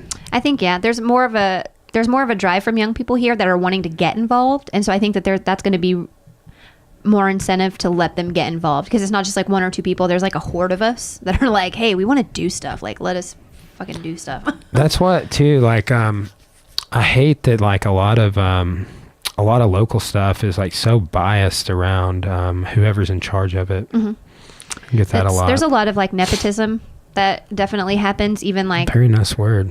well, there's like I know what it means. Maybe not everyone else. Look it up. There's a lot of nepotism that goes on, and I think a lot of it is unintentional, and I'm almost naive sometimes because I want to see the good in people and choose that it's not like intentionally malicious. But I think a lot of it around here is just like what's tradition, because we do live in the South and we're really centered around tradition and family and bringing in new things that challenge that. We have Trump billboards on I-40. Yeah, exactly. And so it's like, it's combating tradition. It's combating what has been the norm for so long, because people that are younger, it's not necessarily that, it's just different. They might not want to get married. They might not go to church on Sundays. And so that's just like weird and foreign. And so we're just trying to like be like, oh, it's just a different lifestyle. Like we want to do stuff too and be here. And what do you think about the Syria airstrikes? What? The Syria airstrikes. I think it's really scary. I was at Front Street Grill when it officially got announced, and I was talking before it got in, like the airstrikes happened. Cody was talking and he was telling me about like what's been going on with, what was it, the gas attacks and how chemical attacks, and how he was just like doing some more research on like Assad and like reading more of kind of like the ins and outs, and he just thinks it's a little bit of convenient timing. Like we had pulled all this stuff away and then it conveniently got discovered that gas attacks happened, and it all seemed a little weird because it didn't follow the natural process. A lot of people don't believe the last gas attacks that happened in Syria were real. It makes no sense. Like there's no logical sense to it. There's also not a lot of proof that can back it up. Well, as many times, like there's somebody that I actually respect that's on my Facebook page that, like, when the Vegas shooting happened and a lot of people were saying false flag, that he was roasting them. And I'm like, well, historically speaking, here's 7 verifiable false flags since World War II that I can provide a great amount of primary source material on. And when you have a history of doing those types of things in the Middle East, in Iran, for example, and with I kind of think I started off with historically speaking with Operation Northwoods, and I was just like, this, Bay of Pigs, Iran, South America, like, it's what do you want, man? Like, we've been doing it ever since, and other people are doing it too. And it's a part of, like, that's what Jeff Woods' book in a roundabout way, as far as I know, is going to be about, is it's called Pacification and Nation Building in Vietnam. And it's like, can you even influence and change hearts and minds? Here's Roger Waters playing the same show in Mexico City. Oh, dude. Yeah, a super anti-Trump show, and they got the pig down. That's what they're doing, and this is like has like anti-Trump stuff all over the pig. So it says like tear down the wall and stuff. I bet that show would have been a riot down there. Yeah. Oh, yeah. Well, that's it. Like, and it was different parts of the country he goes to. Roger Waters don't care, though, man. He is such an activist, really. Yeah. But he's as much of an activist as this. He, talks shit about a lot of things, and then I'm like, oh, bro, but your T-shirt's $75. Yeah, like you are the establishment. Yeah, I'm like in the music industry. Like, you have armed security, and your T-shirt's $75, and that's why I will not buy it. But they had an awesome like tie-dye Dark Side of the Moon tee, and I was like, damn, I might get that. And then I was like, $75, dude, are you kidding me? Like, yeah, seriously, I can get it at Walmart. Exactly. Like, I mean, damn, I've seen Pink Floyd shirts at Walmart 100 times. So yeah, they'll probably be like, no, and no we're one's not gonna be doing like, that. oh, that's an authentic show shirt. Like, you got that at the show. They'll be like, oh, dude, that's like. Or I'll get one like that has like a tour on it from like '75 when Gilmore was still with the band or something.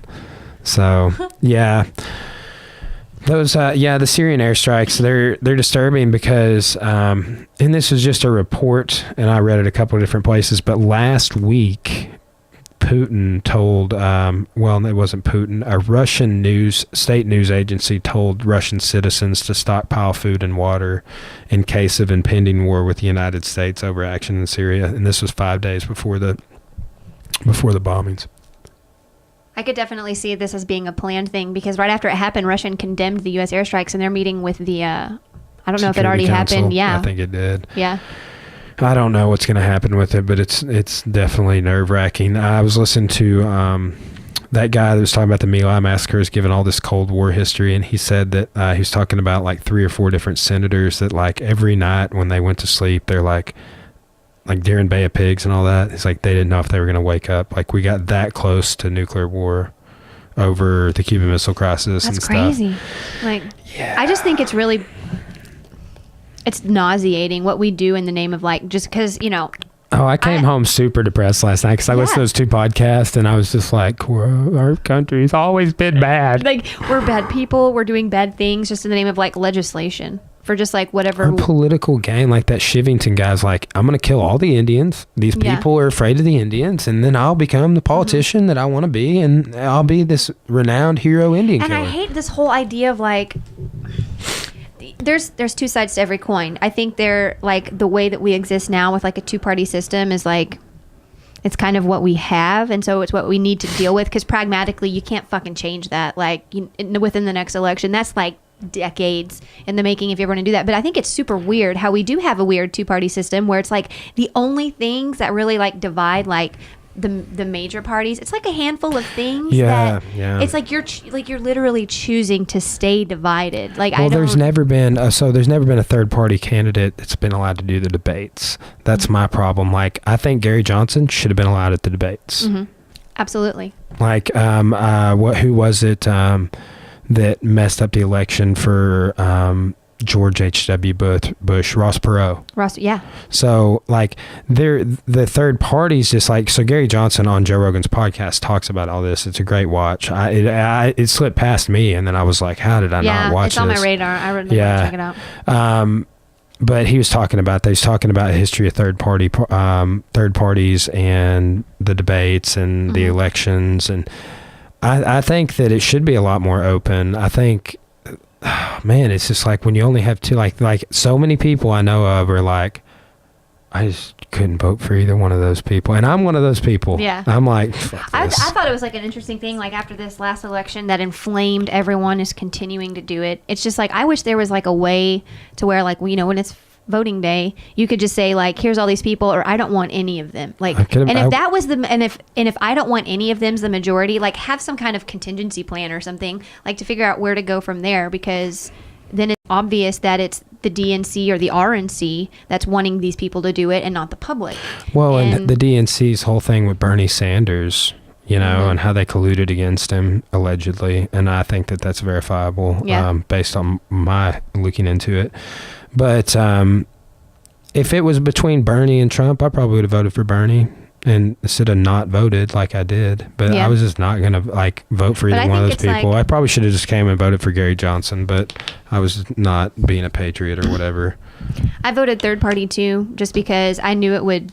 I didn't have it in me to like vote for Trump, but I was just like also not the Democrats. Like I couldn't. So you are maybe like only like the 4th or 5th female I've had on my podcast. Sadly, I'm trying to balance it out more. I just know more bros. Yeah, it's not. You're in a bro industry. I talk about it on the podcast. I'm like, I'm okay. Hey, this girl, maybe she wants to come, because I found out that we knew some of the same people, and Cora told me, I guess went to school together. Mm-hmm. If you have any aches and pains, this is. Nice product plug. No, I'm kidding. Fixing my elbow. I sell this. No, I don't think we sell it. It smells really nice. It's like a spa in here right now. Yeah. What does it have in it? Namaste. It's, soothing benefits for sore aching muscles and strains. It's got smells like menthol, wintergreen, cinnamon. It's got eucalyptus, all sorts of like essential oils that are good. I'm digging it. Yeah, but man, I jacked my elbow up. I keep having like tendonitis issues on the inside. It's called golfer's elbow. It's like on the inside. Yeah. And like I had to sleep like this a lot of times, or my arm falls asleep. What's bad is I think it might actually be from my like something going on in my neck.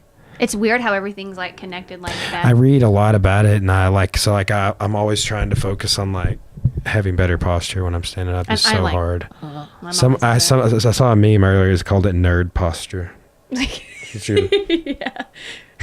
Well, what's it like? Like, because I know, I mean, just normal people that have not trained or like haven't gotten like hit 1,000 times, like they face aches and pains like usual. But you have to like do extra stuff, don't you? Like take care of yourself more. Yeah, but like I tell everybody this, I was like, I've been in the orthopedic waiting room a time or two, and I haven't had to have any surgeries for any. I did dislocate my shoulder in 2009 or 10, I can't remember. Mm-hmm. I got thrown. I think this is David Gilmour. No, this is a reunion concert. I thought he was playing at Pompeii. But I got thrown on it and it broke. But it's not like they can't fix it with surgery. Is it like the AC joint separated? Mm-hmm. But I do a lot of like recovery work and preventative maintenance. I should be like, I was just like Cora and I were just talking. I'm trying to eat a better diet because like I train so much. Like, and even now, like there's a period of time where like, if I didn't train a lot and like my diet got out of check, I like gain weight, and like I've been the same weight ever since I stopped competing like 2 years ago almost. Oh wow. Like I haven't gained any weight, but like I mean I talked about it yesterday, you know. Man, those I was $1 on new the burritos road. are fire. Yeah, I got one of those. I thought my buddy was coming over. I hope he listens to this, and he didn't. And Cora ate it. Sorry, bro. But yeah. But that's it too. Like so, like a lot of like inflammation, arthritis, all of that stuff, issues of joints, or just poor diet, skin issues, autoimmune diseases, poor diet. And that's actually something that we're doing right now. I just switched to a ketogenic diet. I saw you make a post about eating keto. Yeah, me and Cody's like super hardcore. Like he's like in ketosis. Like it's redonkulous. Really? And you can see it too. Like when there was like a brief spell where he had gained like some weight and he was like super unhappy with it. But he also like he has really bad like knees and joints. And he was going to the gym there for a little bit, but it was actually like it was like hurting him. He was just like, I feel worse. And so he's just like, what can I do? Well, there's to, like, no reward because he's not choking anybody. Exactly. I need to get him to go Forza. Tell him to hit me up. But yeah, no, we're doing keto now. And the cool, like what I like most about it is I eat something green with every meal. And then I don't ever have a crash because there's not like a carb and sugar crash. And so I'm trying to get like my sugars cut way down. That's my number one goal. But I'm so addicted to coffee. Dude, that's what this was. I brought a bulletproof mocha, and like it took like a week or two because I was really big on Coke, like regular Coca-Cola, and then coffee and hot tea. Those are my three things. I don't drink a ton of like if I get one, I'm gonna get a Mountain Dew. Oh, talk dirty to me. Baja Blast is coming back. I'm really excited. But no, once I switched to like stevia, that's the sweetener that I use. That's what I've heard a lot of good things. So it's like natural cane sugar. It's super easy. It's really easy to convert measurements too. Like if you are like baking or cooking and you need this amount of sugar, it tells you like how many packets or like how much to use. And it tastes really comparable. Like I can't even, now when I go back, like there was one time I had to have like regular sugar in my coffee, and one time a regular Coke was the only thing, and it tasted like shit. Like, it's that's crazy. cool. I didn't drink any Cokes for like a couple of years one time, and then I had one, and I was drinking out of a glass bottle, and like it was weird. Like I swallowed some of it, and there's like this weird like reaction in my throat, and like I was like, oh no. I was like dying. It was like it started fizzing or something. Like my esophagus was like, "What the fuck did you just put in our mouth?" What are you like doing? I was just like, oh, and like it was weird. It like my throat spasmed and wouldn't let it go down or something. It was like, what is that? It's like an instinctive reaction. That's kind of cool that our bodies can do that, though. I think. Yeah, but I guess I probably just had not had anything carbonated in so long. It was super weird. Or I'd opened it and I don't know what happened.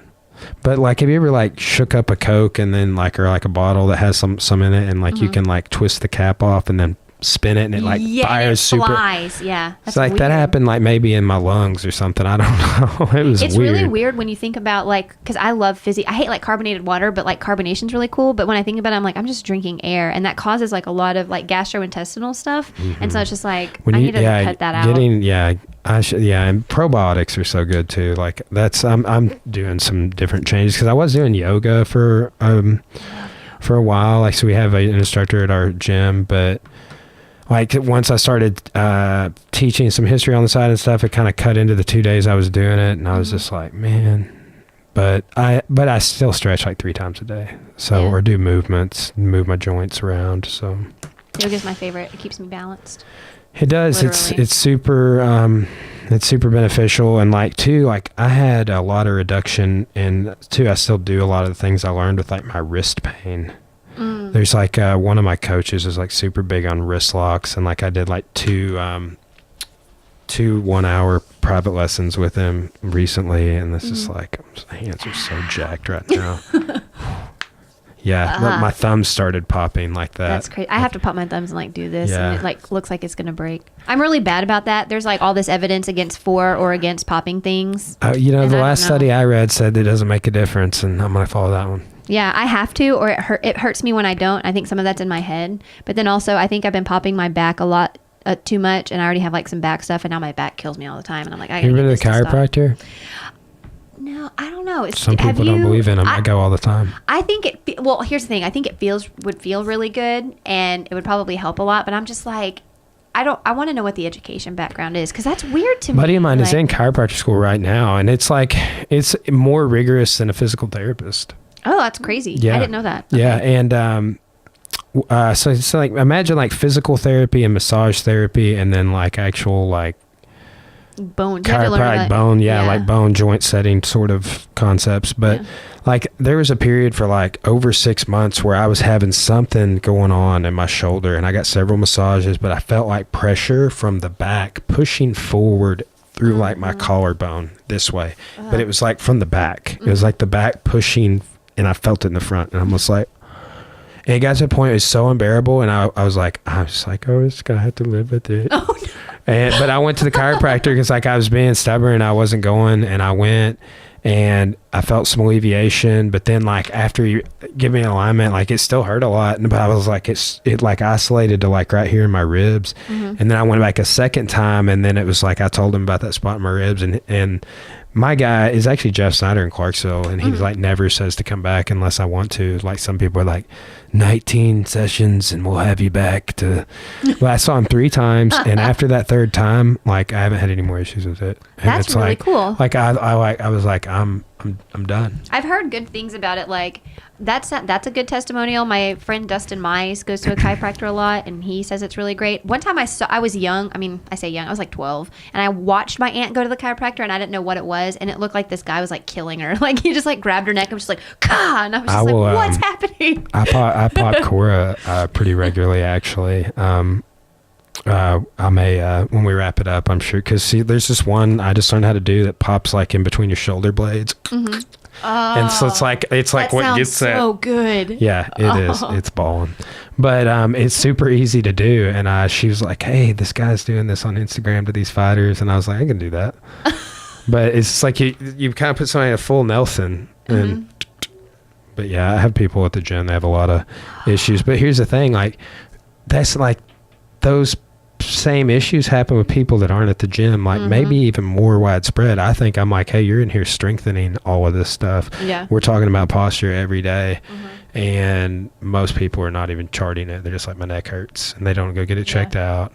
They just think I'm getting older. It's part of it. Part of it, and then they'll let themselves deteriorate. And it's just like, it's kind of like catching cancer or something. You have to catch it early and be proactive. And like me waiting 6 months to go get that taken care of, because he's just like, one time he told me, he's like, man, you know what you do? Like, he's like, there's going to be some herniation, and you should probably think about coming in if it gets real painful. And I was like, okay. At least he shoots you straight and isn't one of those just like, you need to come in like once a week and like, for 25 weeks. Yeah, and I hate that. There's some people around here like that just kind of wears me out. So I might go to the chiropractor now because it sounds good to be. I have a tiny friend of mine walk on my back, and that's as good as it gets. Yeah, my buddy has me walk on his back periodically, and now that he knows that, now every time he comes over, he's like, "Bro, you can pop my neck," and I'm like, "Yeah," because I don't like doing. I can pop like someone's neck twisting it, but I feel like that's a big liability.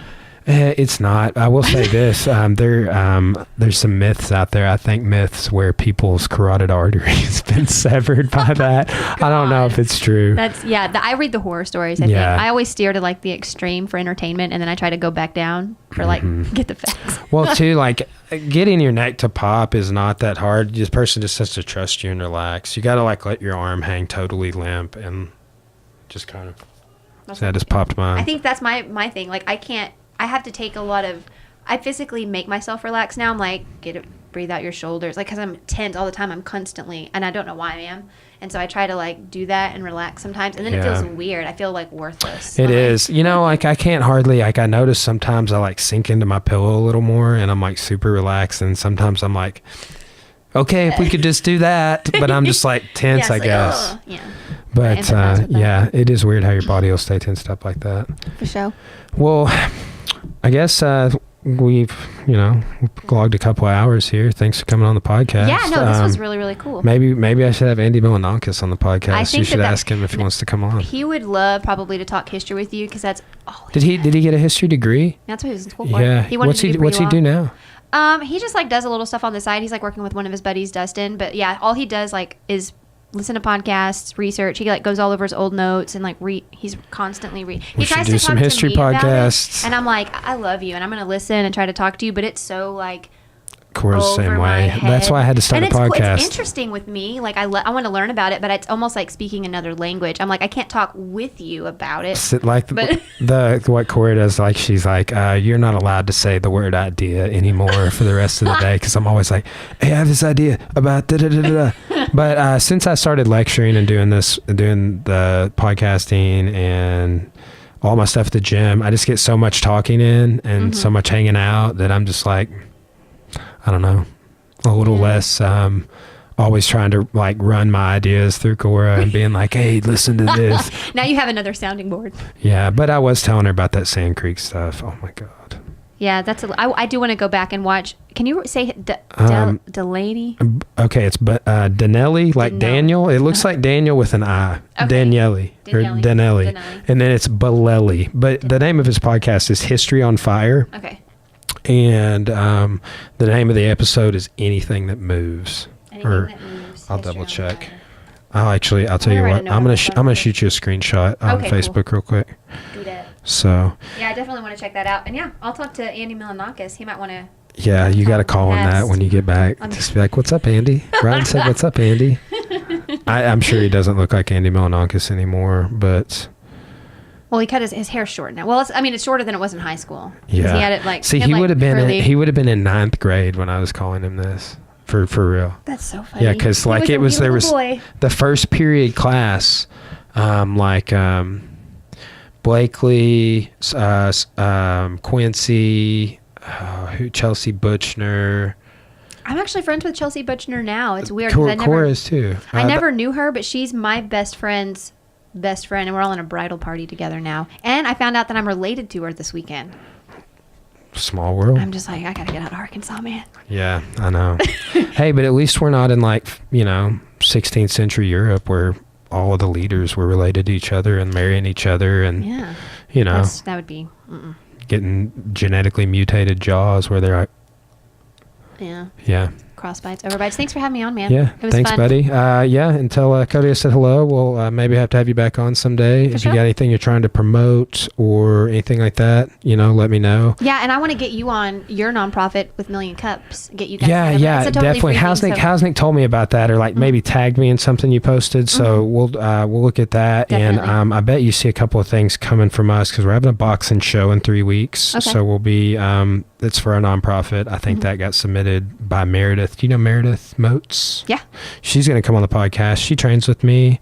Cool. I do. I've been working with her with McElroy. Mm-hmm. So. Yep. So she's going to come on and promote they're a sponsor of the boxing club. Cool. She wrote a press article and some different stuff. Yeah, so. give me the deets on your event too, and I'll get it on. Yes, it should be coming across your desk, I'm sure, anytime, because if you do the community calendar stuff, you'll be the one reading it, I'm sure. Can't wait. All right, buddy. Exciting. Well, thanks so Thanks. much.